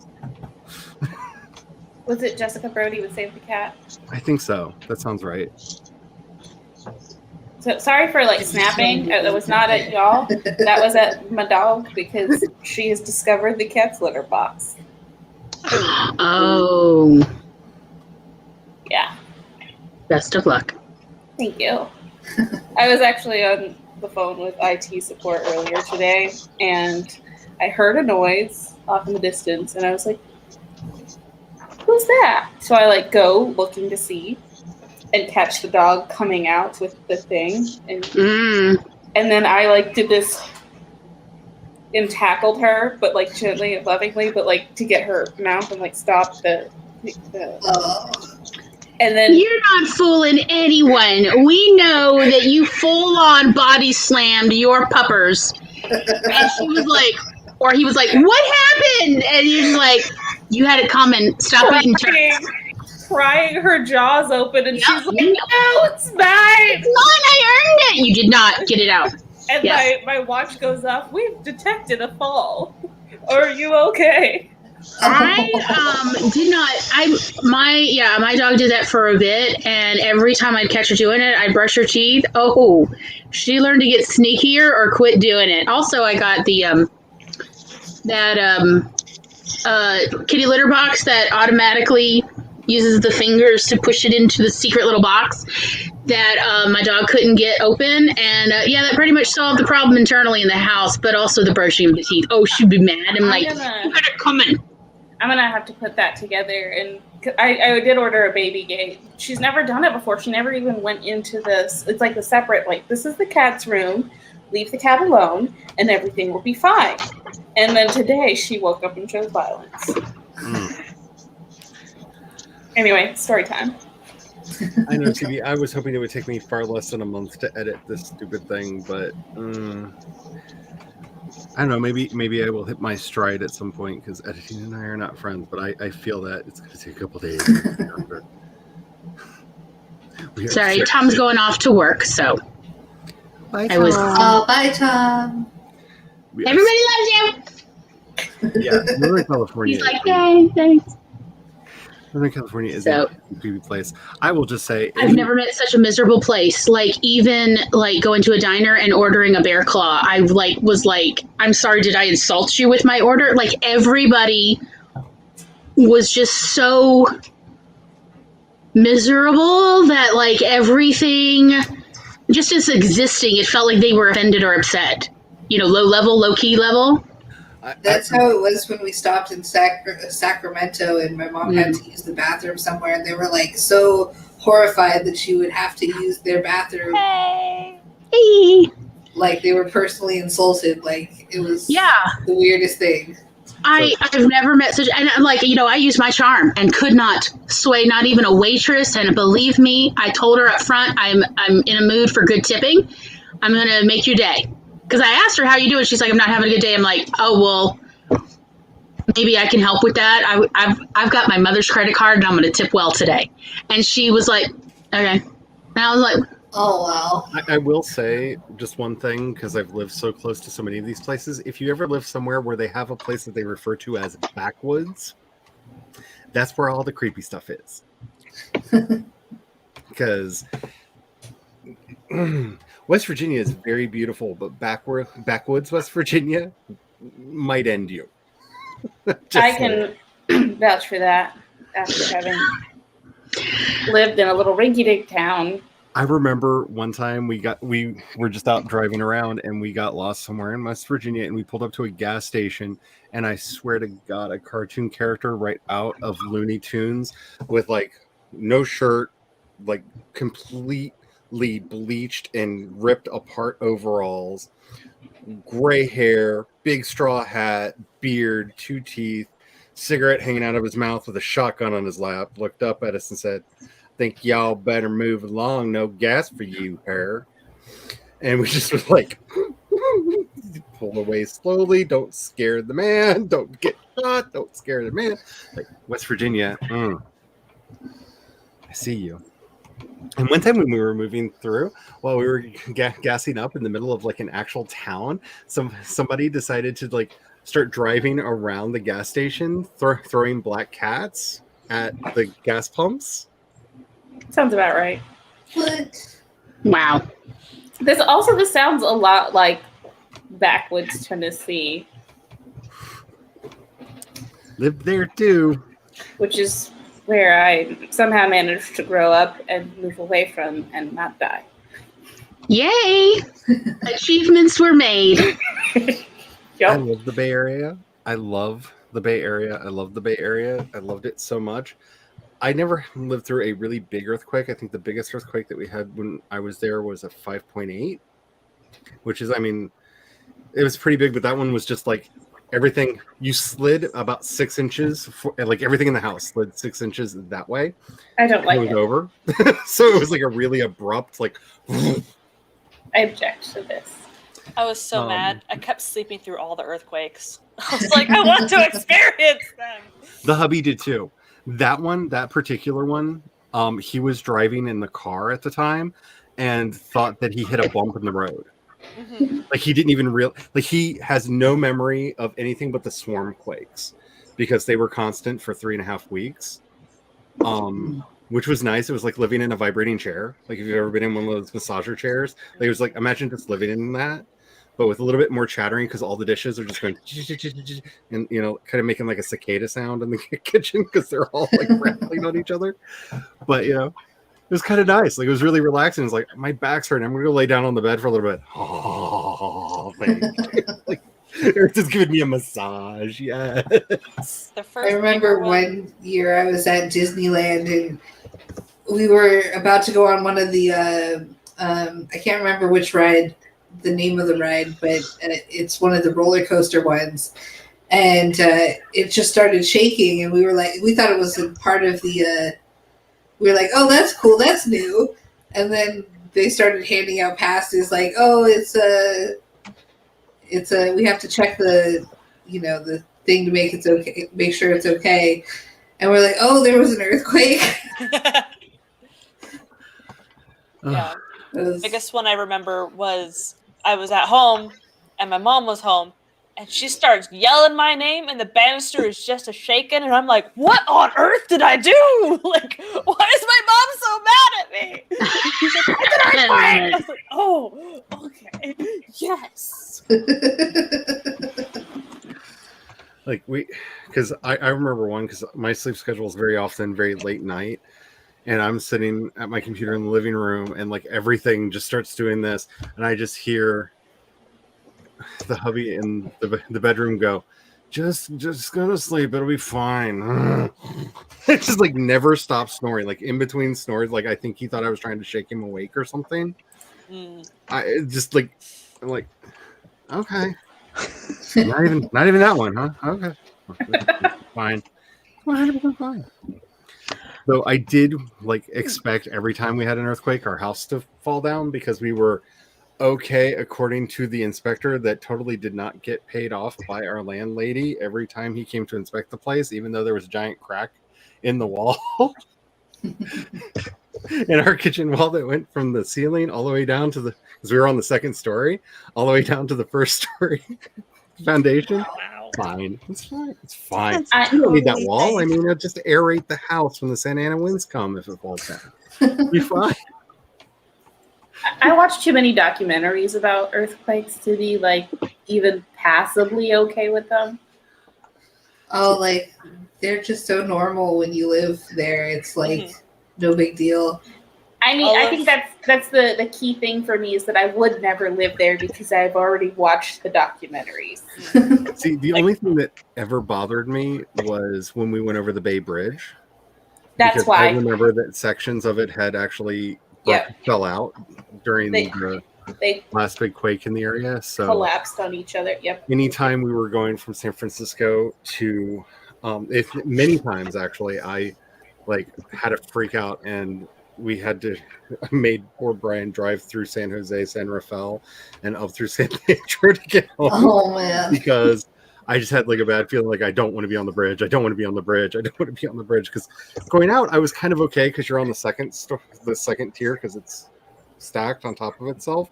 So we may crush some people below us, but the likelihood of going all the way down, I mean, I could talk myself into that. But It's totally fine. it's like I got eaten by sharks in one life. I don't want it to happen again. Yes.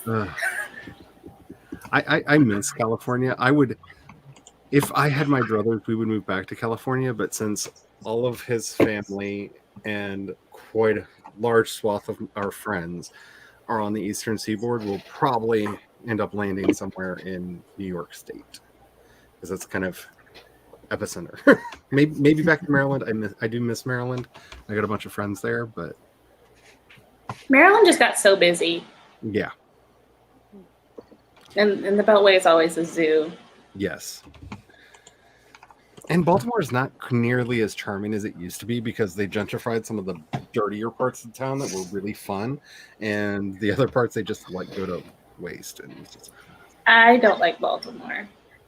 I loved Baltimore, but then again, I was a club kid who was into a lot of illicit substances, so take all of my recommendations about Baltimore with a grain of salt because I like John Waters and trash, and we both love Baltimore. So. I think that says a lot more about me than that city. Alrighty, let's do another sprint so I can maybe get more than one paragraph done every 20 minutes. Wait. Sorry. Oh, okay. Because it was like, what? Where is What was Orange? that before? Oh, it's removing them. It is. That's weird. It's removing the winner. Huh. Object to that? Here. Let's try a full refresh.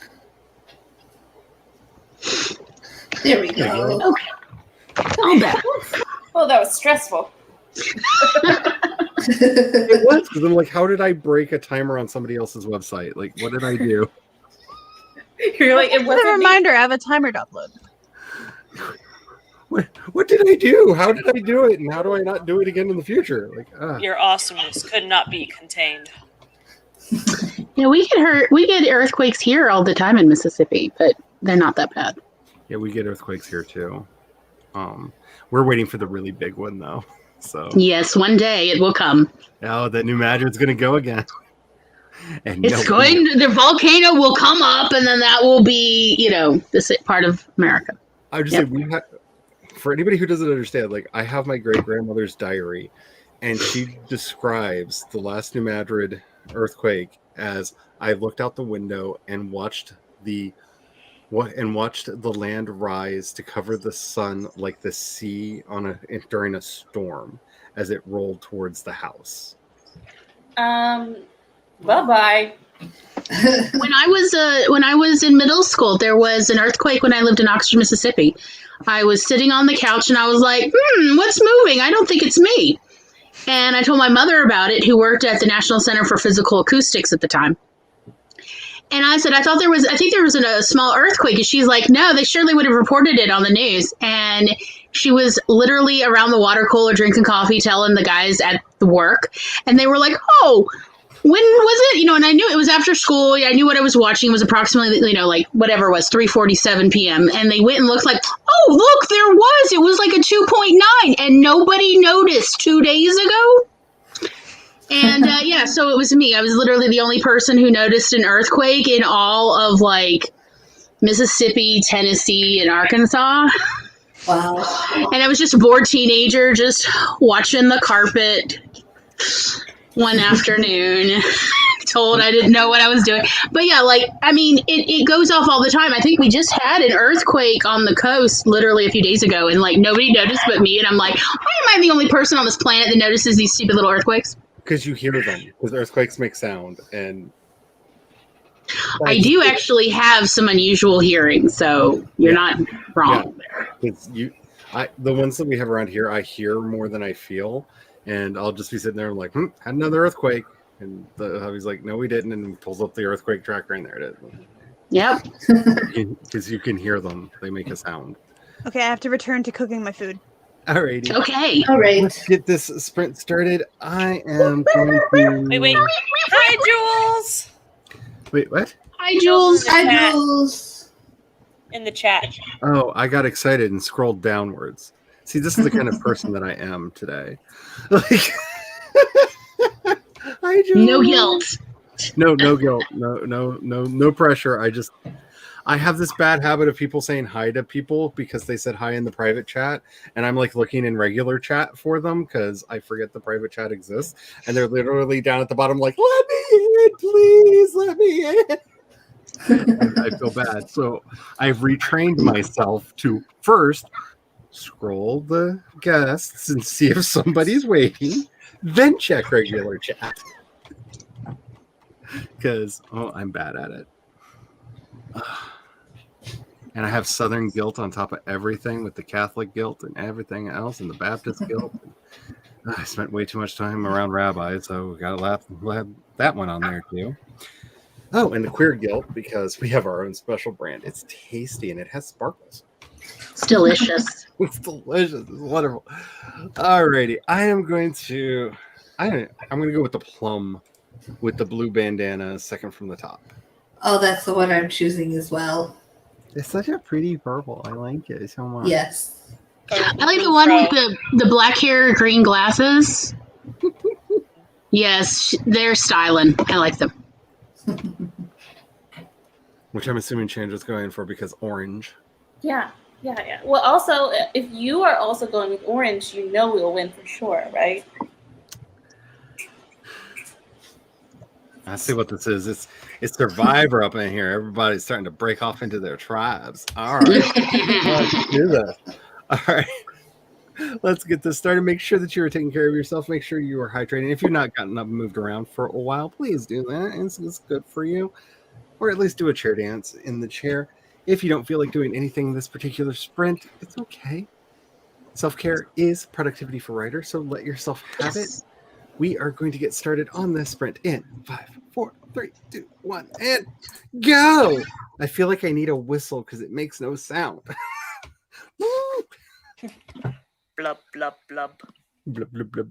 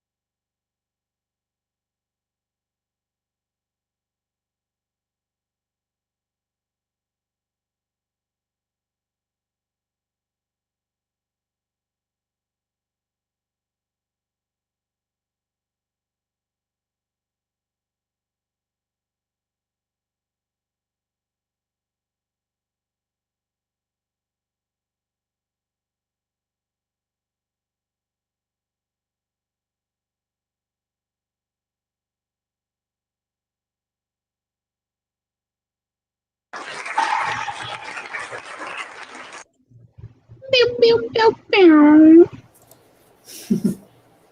I failed.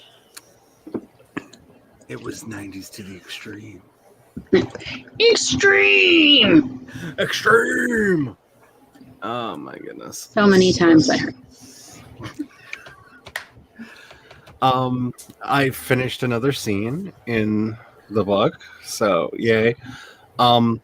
Also, apparently when I had to sign into Instagram to reauthorize the app that I use to schedule posts, it just decided, oh, that means I can send you all the Facebook notifications directly to your computer. Oh. And that's why if you heard like notifications going off, oftentimes you'll hear that because I leave Discord open in the background while I'm doing this, because sometimes people message me on Discord saying, hey, send me a link. So those were all Facebook notifications that were coming through to my computer that I did not ask for. And then I had to find the way to dig into Facebook settings to turn it off.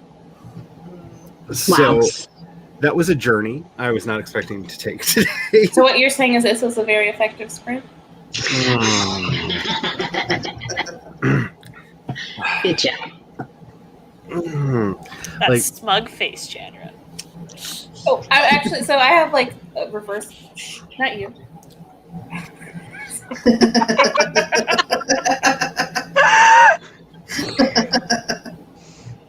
I'm done. That is all. You done? Are you just over? So I've been sitting here with like reverse goalpost arms to keep the cat from like, because I was eating blueberry pie ice cream, and now he's like, and me. Two things every cat owners should have. Number one, a squirt bottle. Just go get wherever you can. They're really cheap. They're like $1 at the dollar store, sometimes less. Just plastic squirt bottle. You put water in it. The cats will get to the point where they will see the squirt bottle and go, it's not worth getting wet. You can just shake it at them, and they'll be like, you know what, moving on. It works for everyone but Maine Coons that are like, yeah, give me refreshment. Yeah. Orange tabbies also tend to like water, and this particular little nugget of the turd variety has decided that when you, that's what I get, right? When you spray him with water, he's like, oh, I was kind of thirsty, thank you. And then he just carries on. So this brings me to the second thing, which are motion-sensitive cat sprayers that are basically the same idea, but they have a motion sensor on them, and they also make a sound that sounds like a cat hiss when they actually miss. Oh, I love those. So yes. they not only spray a mist at the cat, but they also go at them. So if the mist doesn't get them to leave the area alone, the sound freaks them out. I look like I'm doing force magic because I'm like. But can we like just subscribe to that and not mention that you have practical reasons to do this in our reality? He's literally arrived at the point where he's leaping over my desk from different directions because I'm blocking him, and he's just like, I think he's like, I love this game. This is the game I live for. Probably. I mean, he definitely looks like he's planning his next 5 moves, and yeah. One of them involves laying directly on the keyboard, which is fine, except for all the buttons he pushes. Like, he muted me one time when I was on someone's stream. He's minimized the window, like, where I could see myself and actually have control over like things and stuff. Okay, so third thing, when you want to keep your cat not to get up on things, if you can put some tape sticky side up. Oh, that is my favorite game ever. Because one of two things will happen: either it will just pull some of the hairs out on their feet, and they really don't like that, or they will suddenly have a giant piece of paper stuck to their paw and will leave you alone as they try to figure out how to better get than rid of TV. it. So you can buy masking tape and sheets. Yep. So it's totally harmless for it because it's like it's paper tape, right? Yeah. And it is the most fun. And they totally have it coming. So it feels good. because that has worked for all but one of our cats, and that's Jinx, because Jinx gives no F's about anything. Toby. When she figured out Toby. what we were doing, would just sit there and literally press her palm all over the tape until it just like had pulled enough hair that it wasn't sticky anymore, and then she'd lay down on it and wait for us to I find feel it. like Jinx is the kind of cat that would be like doing the knife thing with the fingers. Like, you got a problem with that? Oh yeah. I don't need no guidance counselor. You know, like that sort of teen from a 50s Oh, yeah. educational movie. Oh yeah, she was definitely like James Dean's cat in a former life. Like she Yes. was definitely yeah. She's the kitty without a collar. Like the kid who keeps with the lighter just showing, watch me. You know, that's Jinx right there. Yes. In every. It's like she's possible doing the cat equivalent of that. She's like, watch me play with the sticky. Meh. I love it. You know, we have learned that she's also like allergic to praise. So I got her to stop getting up on the counter because I'd just be like, Jinxie's a good kitty. And she'd just like jump down and look at me like, not me. She said, I wish to displease you. Yeah, I'm just doing it to rebel, and you've now ruined it. I cannot stand you. Became the Dowager Countess? Perhaps I've said it wrong. The thing I love about her most is she's learned how to do, like I've had so many cats in my life, and she's the only cat that can do the like the hateful one-eyed stare, just like what, just and it's so delicious every time it happens because that's our relationship. Like she would bite me every time I try to pet her until I was like, oh, thank you, and now she's just like, fine, just pet me. Like, it's fine. Like I can't even bite you. That's not even. He's literally so interested in being up here that he's almost stepped on the dog's head like 4 times, and he doesn't even care. He's like, I don't even care about the stupid dog. I don't care. I could like walk between her open jaws if I can get on the desk, and that's what it takes. That's what I'm gonna do. Get yourself some masking tape and have a good time. I'm gonna It's so have much fun. to. Now I have done tinfoil on the counter because he got up on the counter one time, and I was like, we don't do that in this house. No. Yeah, I'm you know, I don't judge other people, but like in my house, cats don't be on kitchen counters. They're about to understand. Well, it's not just about like things being clean. It's also what happens if I just made something and the stove is still hot, and you're used to being up here just ambling around. Or if there's a knife like laying on the counter on the cutting board and they jump up, it is just dangerous, and I don't want to have to double think all the time and think like a cat. And so it's like, instead, welcome to, you are in prison and I am your Dementor. I will destroy your life so you understand, stay off my damn counters. And my table. You know, the dinner table, because I also tend to use that as a counter. Mm-hmm. And once you understand that, we are fine. You can be on any other surface. I frankly don't care as much as, you know, and I make that sound, and they're okay. I wish I had a sound like that for Dobby that actually worked. But right now, it's just me like. Technically, Doper is not allowed on the counters, but my dad has many a time. Now he has to take his cup with him to the bathroom because the cat will get on the table and drink his Jack and Coke or his coffee or his tea. Doesn't matter the beverage, he'll drink it. Yes. He's Yeah, it must be very- good. He truly likes grape soda. Like, he really likes grape soda. Like, I can't have a glass and not come back to, like, where'd the cat go? Yeah. Was the cat in here? I haven't seen the cat all day. I have a glass of soda. That's great. The cat is lurking for your grape soda. The dog likes it too. It wouldn't surprise me. It wouldn't surprise me at all. What are you two doing? They're plotting the Great Escape. Yeah, they're plotting. They're very much like, I cannot believe we've moved so many times today. I feel like I've been all over the world. This is just nuts. I'm moving. I'm leaving and I'm never coming back. No, stay. This is our home. Yeah, and on and on. I mean, I could do this telenovela forever. Thing where they're sitting back going, okay, if you get that side of the cage and I get this side of the cage, maybe we can pick it up and move it back to where we were. Like, One problem, there's a bed in the way now. Snarf. Snurf. My dog is like, don't put me in the middle of this. I want no part. I did not sign up for this. I do not want it. And I need to because go check we on my have not pizza. figured out I'll the be back. proper, Okay. and since we have not figured out the proper purity warning system for this, the video that I promised to put in from Swell Entertainment that explains the rabbit hole I was talking about at the beginning of the stream is now in the obsessed with. And I did clearly mark it, and I think it's quite obvious because the thumbnail is her just going like this with "I beg for death" on the on it. So you can see her feels about this. Like, yeah,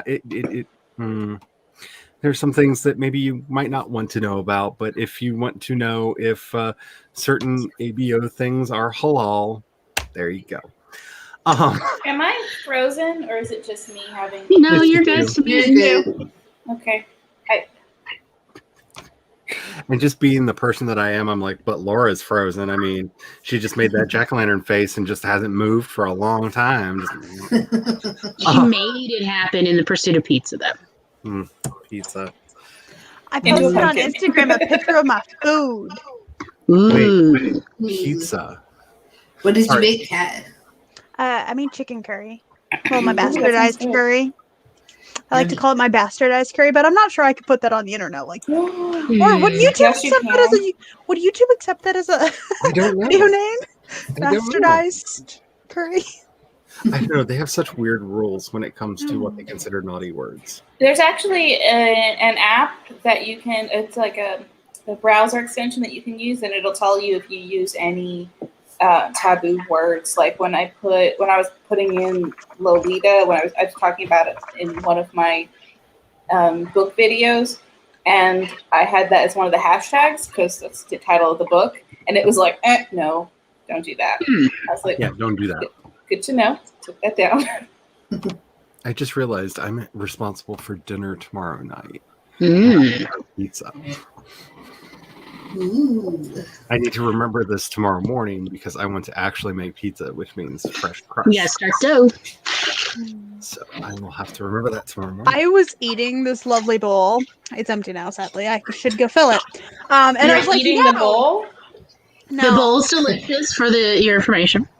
And I was just like, I could make a veggie version of this with like some fresh veggies, and I could make a vegetarian version. Yeah, I make vegetarian butter chicken. It's butter vegetables. Pizza. Pizza. Sorry. I want a piece. It's Yes. pesto. Ooh. I had pizza for lunch. I have tater tots and I'm honestly, this is real petty of me, but I was like, if we're going to do another sprint because I haven't heard back from my appointment, then I was going to get my tater tots and do another sprint. Nice. I I'm know getting for my a tater tots one way or another. I know for a fact that I can, in fact, eat pizza every day, and I have to stop myself from doing that because when I worked at Sunglass Hut, there was a Stavros just like in the mall, and so it's lunchtime, beeline to the Stavros, get a slice, enjoy my life, So don't let myself have it as much as I want to, but. Yeah, Tom can eat pizza every day. Like, honestly, if he goes out and does food delivery, like today, I guarantee you, he's going to stop by Little Caesars and get their $5 pepperoni pizza. And then he will come home with like 3 slices and a cup of cold pizza. Because that's what because someone will inevitably order Little Caesars for delivery. And then he's like, give me the $5 pizza. Here's my money. Every single time. I don't know how he does it because I love pizza, but I can't quite do it that often. I could do pizza and pasta every day if I let myself do it. Diana getting the 173 words. That's productivity. I wish I had a better metric to figure out how I'm doing. This is the one thing I hate about editing, unlike writing, is you can go how many pages, and this is so ethereal because it's this one paragraph needs to be an entire story now. So I don't know. Your cat attacked a squirt bottle. Justice is swift. Oh. Yeah, I had one cat, ironically named Shadow, who would not respect my authority when I lit a candle because they were scented candles, and she may have lost all the whiskers on her face because she snuck up on the thing when I wasn't looking, and I just saw this bright slash behind me and heard her go, "Wah!" And she was basically bald, like right around her nose, because she got in and sniffed the candle. She knows what the candle smells like, and it's pain. Ow. Poor thing. But she was fine, and after that, she never messed with a single candle. Before her, Ray actually set his tail on fire in a candle because he was going to show me that he could be up there.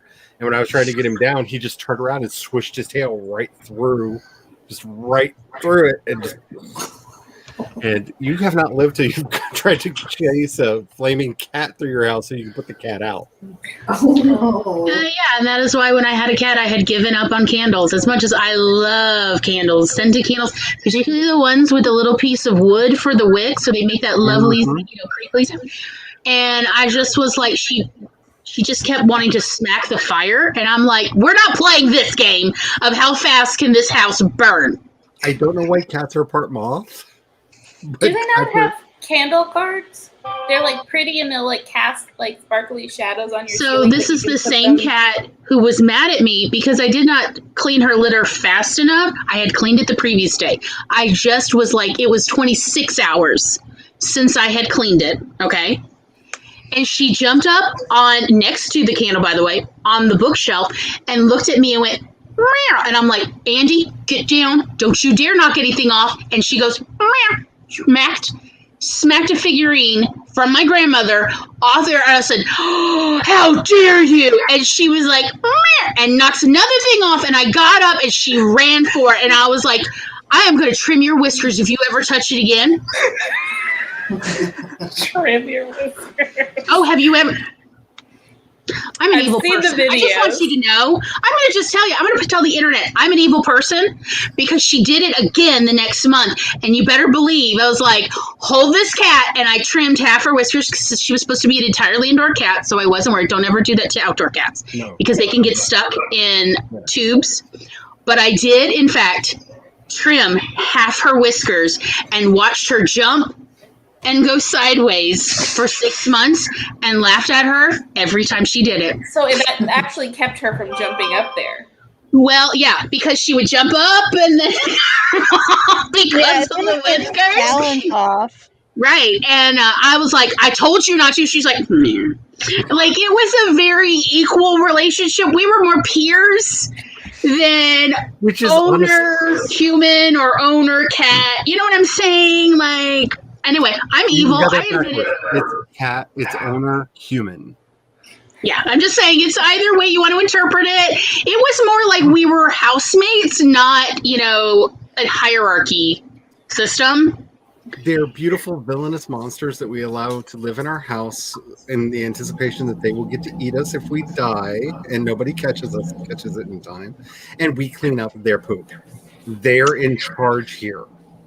Yeah. So I did not know, however, that she had been escaping the house every day when I would leave for work or school. And she did that the whole 10 years, 11 years she lived with me. So obviously she forgave me for trimming half her whiskers. I'm sorry, y'all. I was pretty evil in my early to mid 20s. I apologize. I have learned. Oh yeah, we're not even going to talk about my early to mid 20s, like fun stories. But she stayed. She could have left anytime. So anyway, so it was an equal opportunity, evil relationship. Yep, I feel that. I'm not proud of it, but I did do it. And then I laughed at her for 6 months till they grew back. It's a crazy, crazy world. I've been blessed. Yeah, she stopped jumping on the bookshelf See, and found other ways to get back at me. my cat when you're asking about guards, that one candle, I don't know how Shadow jumped 6.5 feet into the air because it was up on a high shelf, but she jumped 6.5 feet in the air and somehow got up there with it. Yeah, Andy would do that too. And it was like, I can't have this. That bookshelf is going to fall. She's going to get hurt. She's going to set the house on fire when I'm at school or work. I cannot function. I have to break her of this, and people told me like it will stop her from jumping. She will learn because it takes so long for them to grow back. But you cannot do this to an indoor-outdoor cat. Only an indoor cat, because otherwise they'll get stuck in like a drainage pipe or something. They can get hurt. So, Hi, Carrie. Hi, Gary. You came in at the best or worst time. I don't. I know my ultimate shame. Everybody's learned Gloria's a horrible person. I'm so sorry, y'all. Oh, sweetie, I would be so proud of myself if that was my ultimate shame. I'm just saying, It is one of the that is a true worst statement, crimes that you have lived a against- blessed life in comparison, and I love you. It is one of the worst crimes I've ever done to a person. It's true. I'm like reading down into the comments too, and it's like also like, what do people want you to do? One, like, they don't enjoy having their whiskers trimmed, but it's also not like going to kill them as like other things that people have done to cats or whatever. Oh, Or yeah. what would happen if they didn't have a home, or if they actually injured themselves and you've like tried a bunch of stuff to break a habit. What are you gonna do? It broke her of it. It broke her of it, but I will admit I did laugh every time that she would jump and then the trajectory would go off and she would land on the floor like, I don't know what happened. And I'm like, serves you right. So it was amusing as she learned the lesson that she refused to learn from me, but also she learned to stop knocking my crap off and breaking it. Also, that is when I was then able to afford to get the little fingered kitty litter box to move the little turds away, and then we essentially had a better relationship because she had a clean litter box. I didn't have to worry about the dog eating any turds. We've It had worked a big out. debate over whether or not we want to get one of those, because Jinx will find some way to sabotage it to get revenge on the other cats because she's just that evil.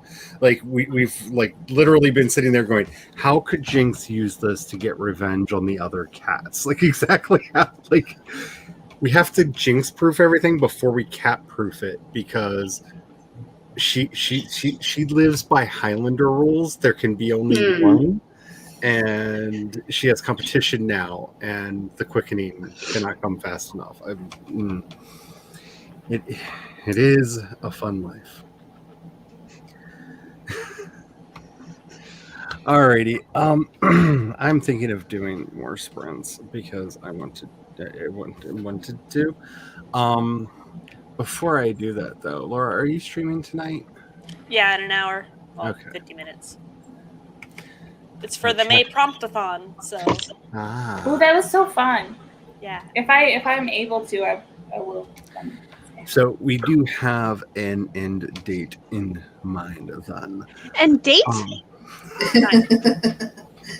This is a real forever-a-thon. Speaking of which, I'm not going to do it, but I was really tempted to try to do like a 12-hour stream for my 1-year stream anniversary. Oh, that would be But fun. I was just like, I don't know if I don't know if I want to be on the air. I've got work to do. The last 12-hour stream I watched was the Unis Honest last day. Because I'm trying to think of things to do for like celebration and stuff, but so Nia is streaming now. So if I am too much for you, and I completely understand that and have absolutely I will not have hurt feelings because Nia is amazing. If you want to either stream hop and be a stream frog about it, or if you want to just go over there because she's much nicer than I am. She lives by my mantra, and that's be better than me, and she does it so well. She's such a sweetheart. So I will not. No hard feelings at all. I will understand that. Write something now. Just change it to fit the prompt. Hey, that's the thing you can do.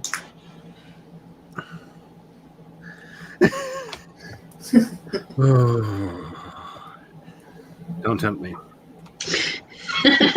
Oh no! Yeah, If it wasn't for the fact that StreamYard would literally cut, because I think they literally cut the stream after 14 hours. I think they you're supposed to not do more than 12, but they will physically terminate your stream if you go. 365 minutes is only 6 hours. 6.08333 hours. Yeah, We've gone longer than that. this Yeah. is true. We could do We're that. about halfway there right now. Yeah. Mainstream so much. Watching your phone while the computer decides to. Mood. Oh goodness.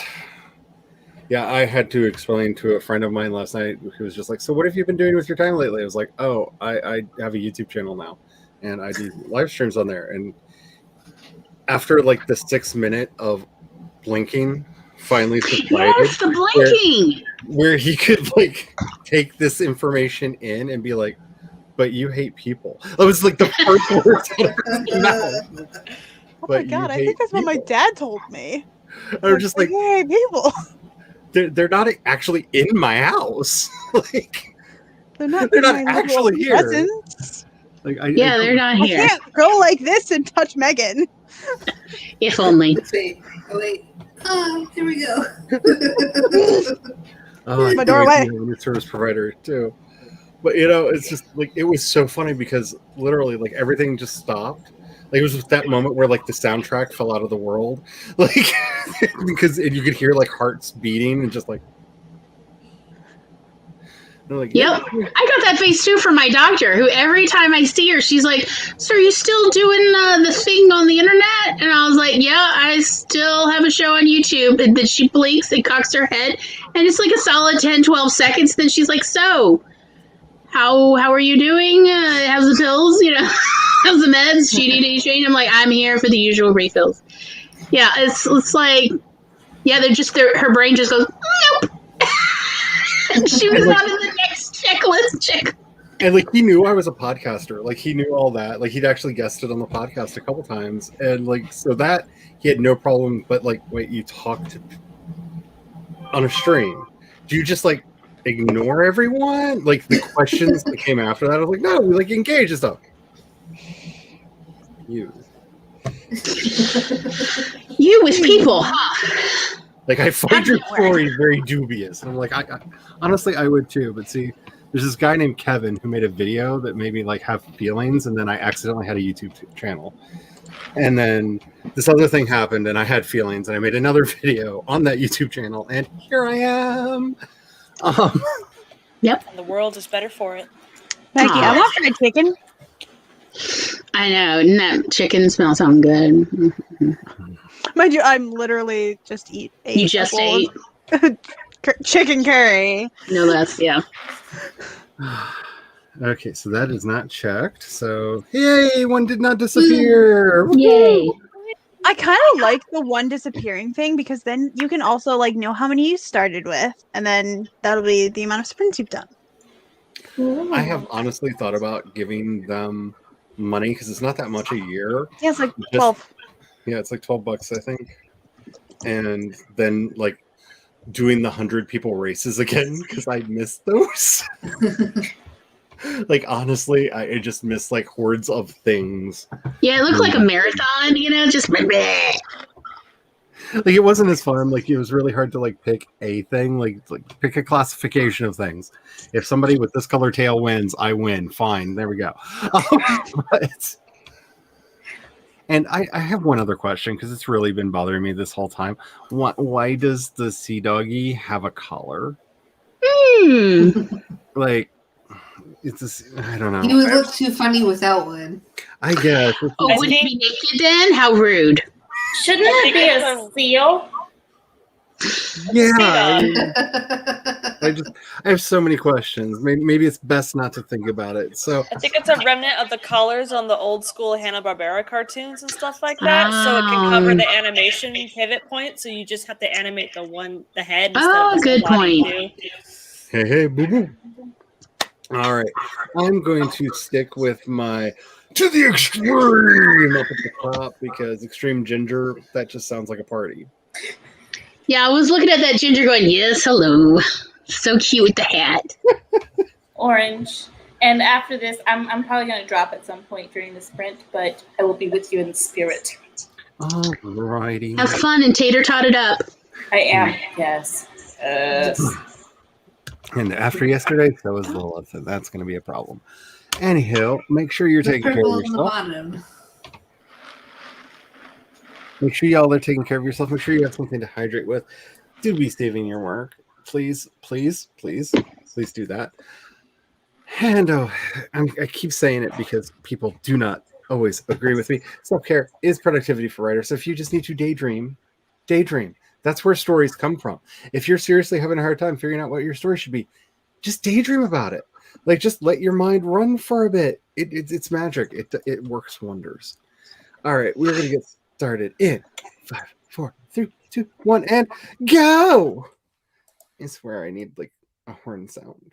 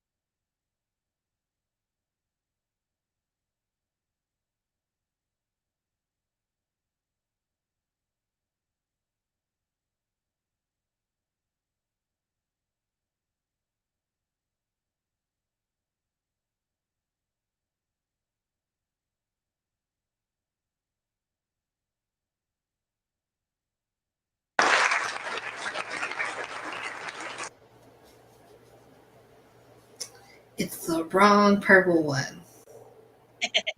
The wrong purple one.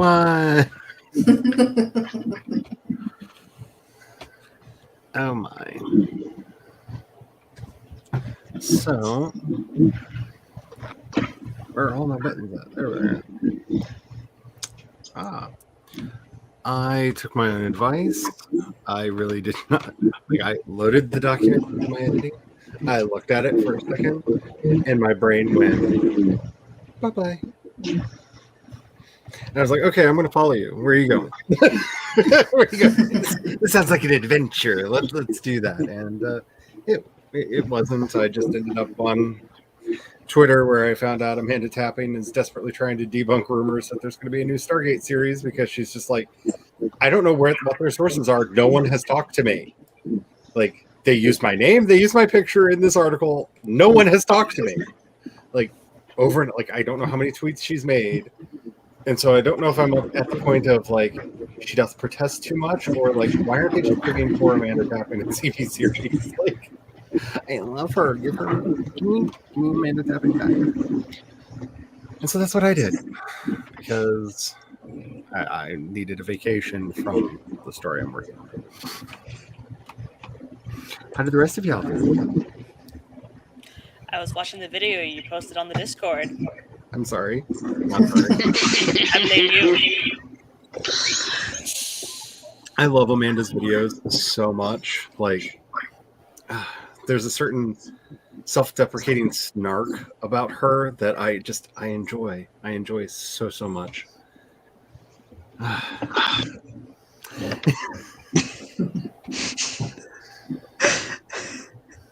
I feel like I missed something. What did you do, Kat? Oh, did you guys not see me go? I heard the guinea pigs make noise. And then I had to scooch myself back into the center of the frame. Maybe you need a poking stick, like a really long stick to go, hey, I'm here. Hey. Okay. Like a telescoping. Right here, they're broom handles. Yeah. They're really cheap. And they work really, really well. And when the animals are misbehaving, poke them. And or you run it between them if they're fighting. You know, like no. They are a good thing to have near. Yeah, the fact that I could just reach over and far grab away one. for that. You'd be surprised. They make some really telescoping ones for cleaning gutters. Yeah. Like, I'm not joking. Like, really, and they're lightweight and cheap. I can see their full cage from here now. Whereas before, I could only see a small section of it. So, like, Right, I can see the entire front of their cage. So I can see, And like, they are their up heads. to no good. I can see the top of their heads when they're moving in there. I'm just like, what are you doing? And then when they stand up and they're just like on the metal. Yeah, they're messing with each other, What and are you doing? they're talking back behind your back about you. Can't get out that way. Oh my. I also may have started watching a video, which is a psychotherapist. Like, first of all, I'm just saying I love like channels of therapist reacts to various internet things. And don't start playing. She's reacting to Girl Defined, which if you don't know what that is, just be happy you've lived a blessed life. There are things on the internet that are just too culty for people to know about. And it's just kind of wonderful watching a therapist sitting back going, oh no, wait, did she just say that having good self-esteem is toxic? No. Okay, I'm sorry. I have to stop the video. Self-esteem is not There's one I like, Mickey something. She's so practical. Mickey Atkins. Yeah, okay. Yeah, because like I know that most of the stuff that shows up in my recommended is because y'all are watching stuff. So I know Charlie's personally responsible for all the Jesse gender originally showing up in my recommended. That's me. And yeah, I know it's got to be you. Like, I mean, now I just watch it and that's why YouTube keeps recommending. But I'm like, yeah, because, you know, it's a nice rack she's got. Anyway, but yeah, Mickey something, like I've literally watched some of her react to TikToks and been like, I wonder if she'd come on my show. Yeah, Like literally, I'm like, I like her. She reminds me of the therapists and social workers I used to hang out with in my 20s. Like when we go driving on a Friday night and go visit all of their patients and just see how they're doing, because they would all be inevitably outside causing ruckus. Because her facial, just her. That's what social workers do for fun. Watching her face react to, wait, did they honestly just, like, you could, like, hear the words that she's not saying, like, they didn't actually say, oh, they did, they're doubling down on it now. Like, you could just, like, see it as she's going through, like, okay, stop. Everything that they're saying is harmful. Yes. Like, no. No. Just, I don't know, I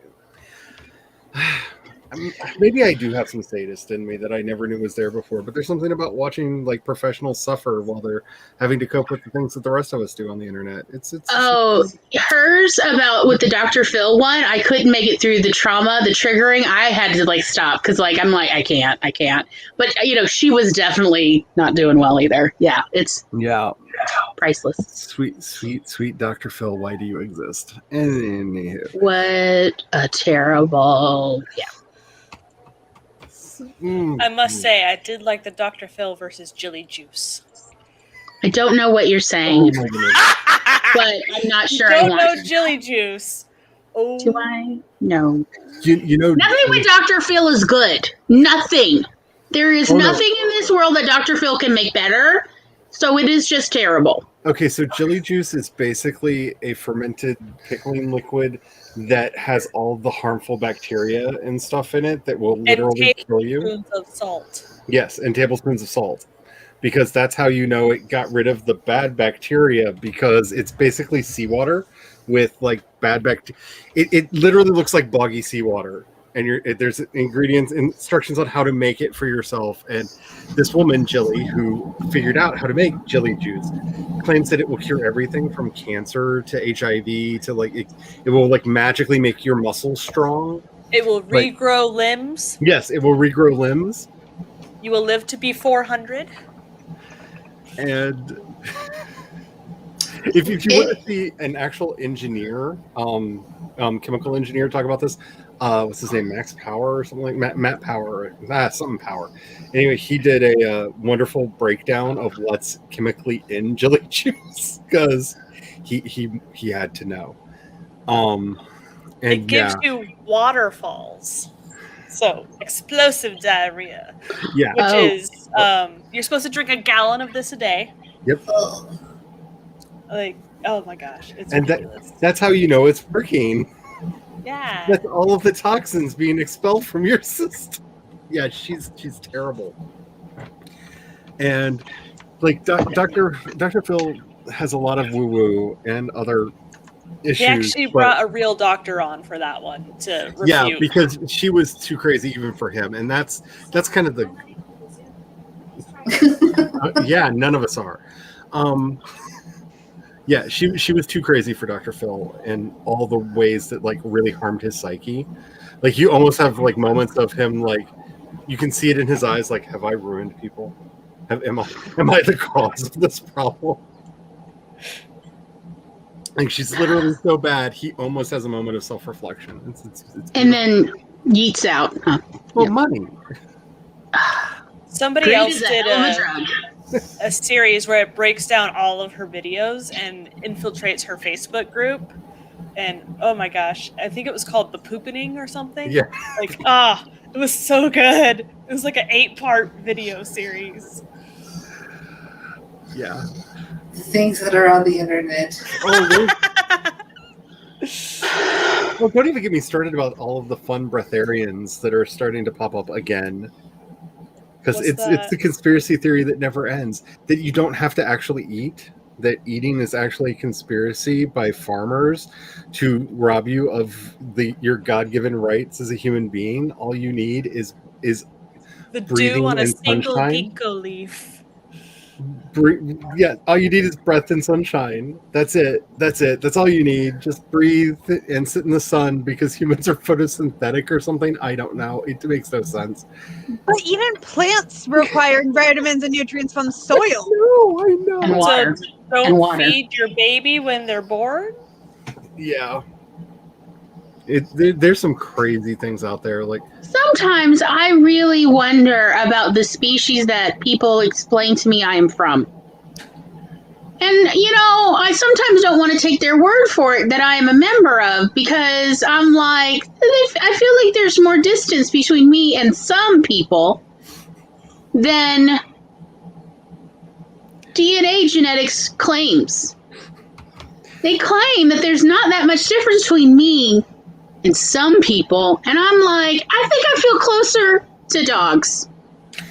Or cats, for that matter, or the pine trees outside than I do to some people. see, I like And the I don't know what to do with this.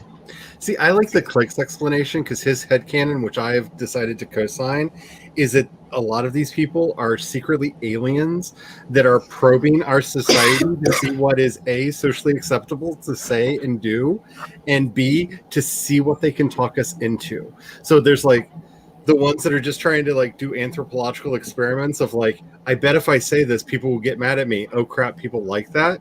What if I go this much further? So you have those aliens on the one side, and on the other side you have I bet you can't get them to drink dirty pond water. Watch. That's his headcanon, is that like this is what alien teenagers do when they're bored, is they just come to Earth and mess with us. And I co-sign. But like, it's not the people saying this crazy stuff that I actually truly have an issue with, because I understand the desire to say batshit stuff. My problem are the people who are like, yeah, that sounds like a good idea. That's where I'm like, no, we are a different species. I am absolutely convinced. Nope. Either I'm an alien or y'all are alien, but I refuse to believe we are both share enough genetics in common that we could like share organs or blood or something. I refuse. Like all the people with the MMS, like, here, would you like to drink some bleach? No, I would not. No. Yay, the laptop's working. Yay. I mean, now, you prepare for your brain to hurt, but okay. When you go down the rabbit hole, there's no going back. This is very true. This is my problem is I got onto the internet, like when the internet, like I remember Prodigy, y'all. I remember like Me too. before there was an internet, like AOL didn't exist yet, and you either were on CompuServe or Prodigy. Yeah. Because H&R Block ran Prodigy, and I can't remember who ran CompuServe, but they were basically tax Was it time. Radio Shack or something Maybe. ran CompuServe, or I don't remember. Yeah, something like that. Basically, they used the internet during tax season to share the tax code back and forth, and to basically run their math on the mainframes because it was cheaper. Yeah. And then they had an entire year of not needing to do that. And so, like, I got onto the internet then, and I started down my weird internet rabbit holes back when they were Prodigy message boards. And there's no coming back from that. There's no coming back from that. Like, if you think the internet is weird now, that's only because it has pictures that can distract you from what people are saying. Like back then, there were no pictures; it was just text, and it was all weird. It was all weird and all messed up. And yeah, I've never gotten better. I've never recovered from this. And hi, welcome to my channel. So it was the aliens who bots. I would not be surprised. Like I am very excited because there's a wonderful joke in the video that I shared in there of how basically a bunch of Gen Zers have decided to just roll with very seriously the idea of secondary gender just because they want to see how long it will take for a Vice article or a BuzzFeed article to be written about how all Gen Z people believe in secondary genders. And they think they're alphas, betas, and omegas. So who learn what your Gen Z kids are doing now? Like, yes, please troll these mainstream media places and be very open about the fact that you're trolling it so that when they do eventually get trolled, it'll be all the sweeter. Yes, please do this. Please. I gotta skedaddle to mine. So Alrighty. who's in my See you stream. later. I will do my best to remember to put a link in to Laura's stream, which is about to start, and get mine closed off so that y'all can head on over there. I forgot that I was Gen Z. I was wondering earlier today if you were, or if you were at the tail end of the millennials, but I forgot to ask. But the thing is, so Are you an elder Z, or are you? I'm an elder. Okay. I'm an elder Gen Z because I was like, and also the area I grew up in, I was basically raised like the tail end of the millennials. Yeah. Like so much of their stuff qualifies for me, but then Yeah. a little bit of the Gen Z qualifies for me. And I'm just like, can you just call me a millennial Z or something? That sounds so That's much how better. it is for me. Like, I'm at the tail end of the Gen X and the very beginning of the millennials, and it's a little bit of this and a little bit of that, and at a certain point, I've just leaned into the weirdness. I got kicked out of a stadium because a friend of mine threw a water bottle at Billy Corgan's head. I could not be more Gen X if I tried. Like, I really couldn't. Like, I'm only partially Gen X, although I did hang out with Gen Xers because they were slightly older than me, so they actually could get invites to the parties, and then they would bring me along because they like to see my innocent little face when, weird things would happen. I'd be like, huh. But yeah, so that was how they got their rocks off. like I am too much of my generation. Like, the only like tick mark I'm missing is I never tried the heroin because that involves needles and Belophobic. What? Wait, some things Yeah. say that I'm millennial, and some things say that I'm Yeah. Gen Z. Welcome That's to what the I'm always- transition period. You and me both, honey. It'll Here's never the get thing. settled. You'll never get settled. Yep. Just lean in, just like me. So, like, I call myself millennial, Just but the pick and truth choose. is, I'm like, like how they group it is, I'm technically X, but I'm like And literally I the like that, next year's millennial. I'm millennial. I like that people are like, it's zillennial, like when you're the borderline, Yeah. but I'm like, what about millennial Z? That sounds so much cooler. Actually, like, embrace like if you were just a little bit older and trying to like actually hell just pretend like embrace the Gen X approach to this and just pronounce a very long Z at the end of it. I am a millennial Millennials. because Yeah, there you go. Millennials. Z.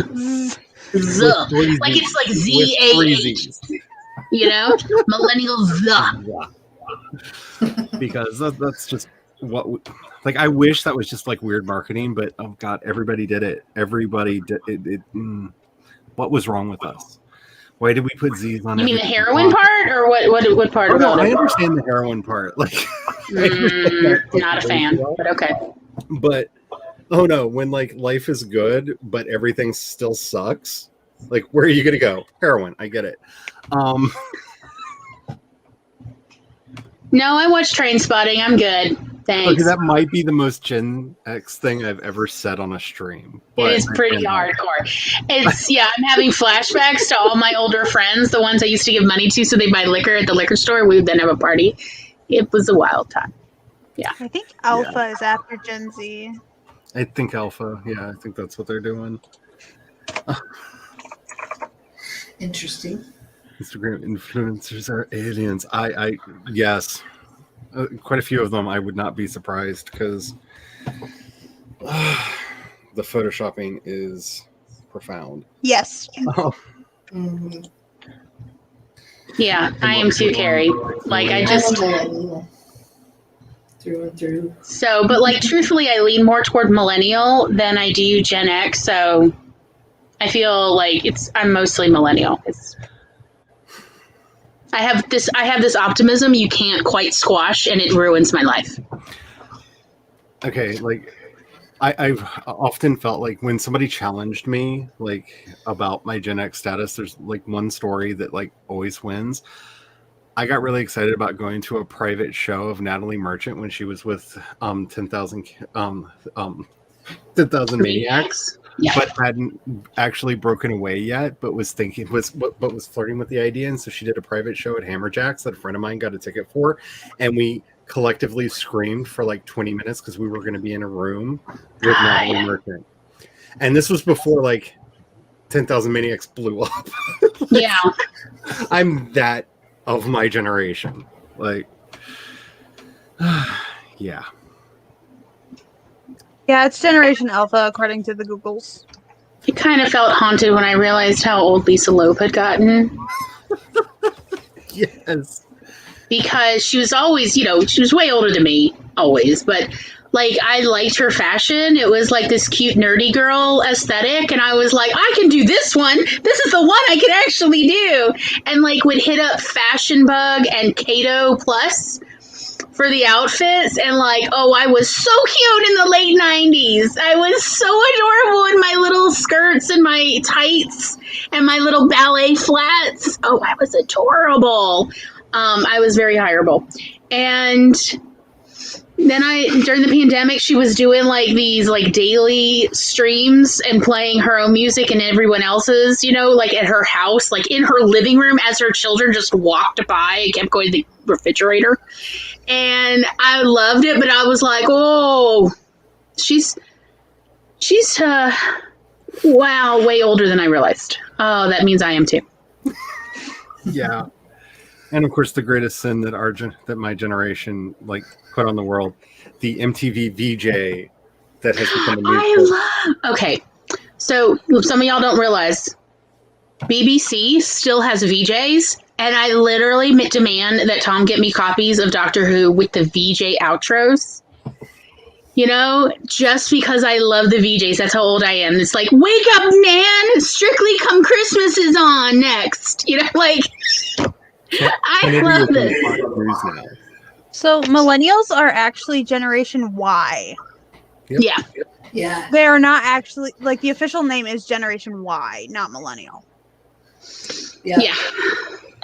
Yes. So, yeah, by the way, Carrie, don't you miss Fashion Bug? They had the best jeans. I looked so cute in all their jeans, and now they are gone, and I will never look adorable again, let alone so comfortable in blue jeans ever again. This is All it. right. Laura is about to start streaming, so we're going to take this to the backstage. If anybody has a link to the backstage and wants to join us for the after party, definitely do that. And if you don't have a link, and I know a way to get a link to you and you want one, do let me know. I'm not going to be mean because I said if we had a whole full screen full, and I'm not going to count 4 as a whole screen full, so I'm not going to do what Glory taught me on Monday. Even though I really, really want to. really, really, really want to. Yes. What did I do? What did Glory teach you on Monday? Having How was it? other people do other people's Switch. outros. Yeah. Oh, why don't we do that? That's more fun. Okay, if you want to. I was going to be nice. Oh, that's I'm sorry, but That's I a- thought we'd given up being nice and we started being real at the point we started talking about Gen X. Yeah, this is true. This is true. So let's start around the corner. So we're going to begin with Megan McCarthy, who honestly I would probably not be streaming still if it wasn't for Megan, because let's just say there was a lot of drama going on in AuthorTube at the time that she had no idea about, and I was not wanting to stream by myself, and she just randomly said, "Hey, I'll love to stream with you." And little does she know, she's the one to blame. She's the one to blame. Yay! I'm here because of Megan. Yay! He's awesome! I literally told myself, if I can't find a co-host, I'm done with the YouTube thing, and Megan ruined my plans. Definitely check out her channel. It is linked below. She is awesome and wonderful, and every now and then does super secret surprise sprints on her channel. My next one is going to be on the 29th. I don't know what time, though, so we're going to find that out later. I love that no one can see me, like, making the faces and, like, Yeah, I'm me too. pointing. Love Charlie it. can. I Charlie can. can see me. I'm just like, I can see all of it. I love it. I'm very entertaining when you can't see me. Speaking of which, Yay! Glory. There's Cat. Leonidas, the queen of us all, the master of guinea pigs, the feeder of lettuce. Yeah. The theater of lettuce? Oh, theater. Theater. Sorry. I was thinking lettuce theater, and I was like, go on, though. I'm here for this. I got lost in my own metaphor. What can I say? Like, I've got a problem. Have you read my zero drafts? Anyway, Yeah, they're actually really good. Stop low-balling yourself there, honey. You may not know this because YouTube is weird, but YouTube, she's not under 13. She is an adult. She's actually Although, a college graduate. She does stream on Twitch. I mean, it does like. yeah, I'm like, yeah, I'm gonna, Consider you myself so a mature. younger. the hard sell, but anyway. She does the streaming on the Twitch, and it is fun and amazing. And there are games and that stuff that I wish that like I could do, but I like get weird stage fright when it's like I'm gonna let people watch me play games, and then like no. See, now And I'm she's got a getting new stage show. fright. I'm getting stage fright about doing a podcast, and like I'm not even gonna do that live. I don't think. Maybe if I did it live, I'd feel more comfortable. Yeah, it'd be more fun. Yeah. Trust me, I do Yeah. it and it's fun.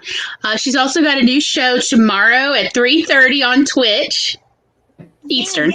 3:30 Eastern. Nice. We're gonna craft. It's the Coffee Bunny Cafe. We have a very cute icon. Can I share it? Yes. Yes. It is amazing. Like we'd ever say no. But yeah, we're let's see. I know I'm gonna crochet during it. Yay, the Coffee Bunny! Oh, Look at this adorbs. so cute. Yes. Look at those cheeks. Oh, it's so Those squishy. little tufts of fur. Yes. How can you not show up for that? I mean, seriously, you would have to like. You can also buy it on merch. Yes. Yes. At my Redbubble And, store. yeah, we're gonna craft tomorrow at 3:30 Eastern till maybe ish 6:30. So that's on Cat Leo Writing, I believe, still on Twitch. Yep. I know you changed your YouTube to just Cat Leo, and I didn't know if you can even change the name of it. I think I can on Twitch, but I don't feel like it. So definitely go check her out. Links should be in the doobly-doo down below. And then there was There's Glory. glory. Glory, the revealer of secrets, the one who taught me that I'm not quite as messed up as I thought I was. Well, I am, but there are names for There's it. So company. it's okay. It's okay. There are words for the things that happen in my brain, and that means other people have them too. If you're not checking out her channel, it is amazing. It is Glory Writes the Blues, and oh my goodness, next week's topic is Ant-Man, Doctor Strange, and the Hulk. so We are going to talk about how can you fix this so it's fun.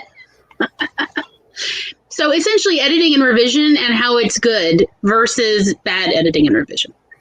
and I might just get distracted about Cumberbatch and Mark Ruffalo for a while. I mean, come join. It's going to be lovely. Laura will be there, and Chandra will be there, and Nia, and then I don't know, random people we pick up along the way that we try to like, ooh, shinies, come. I'm so sad I'm gonna miss it because of work. Well, you could always like make all the comments you want in the on the thing, and we will all read them and click like and hearts. Well, You could like secretly listen. It is going to be amazing and wonderful as always. And with much fear and trepidation. Yay! This person. Charlie! Look at his face. Yes. Like and subscribe this channel because Charlie is fantastic. Yes. Yes. Be sure to ring that bell so you get all the notifications. Hopefully. I do Oh, random and there's a videos new that nobody channel? asked for. There's a new channel, Wisdom's Cry. And there's a less new but still brand new channel, well, the Project Shadow music channel. Yep. And you there's can the also Spotify and the Coffee and the Patreon and the podcast, and the all the podcast. all of the podcasts. All the podcasts Which All there's the a new one podcasts. being added to that And the list. Discord. and the Discord. Please Also, join the Discord. If you link it enjoy down any below. of this craziness, please come to the Discord where it's this with text and a lot of times this in the voice chat just hanging out, which Yes. is It's so fun. much fun. So much fun. Yes. It's awesome. It's wonderful. You should totally come if And you haven't for already. anybody who is confused because I'm confused about it, there's a new voice channel in there. I called it Podcasting Stage because they created a stage channel, and it allows people to be on stage where you can hear them talking or see their video, and then everybody else can come in and come out, and it makes no sounds. That way you can record in there and not have people feel guilty because they're making sounds from coming in and out of the room. I don't know if I'm ever going to use it, but I wanted to play with it, so I turned one on. Actually, I feel like that'd be really fun to do. Yeah.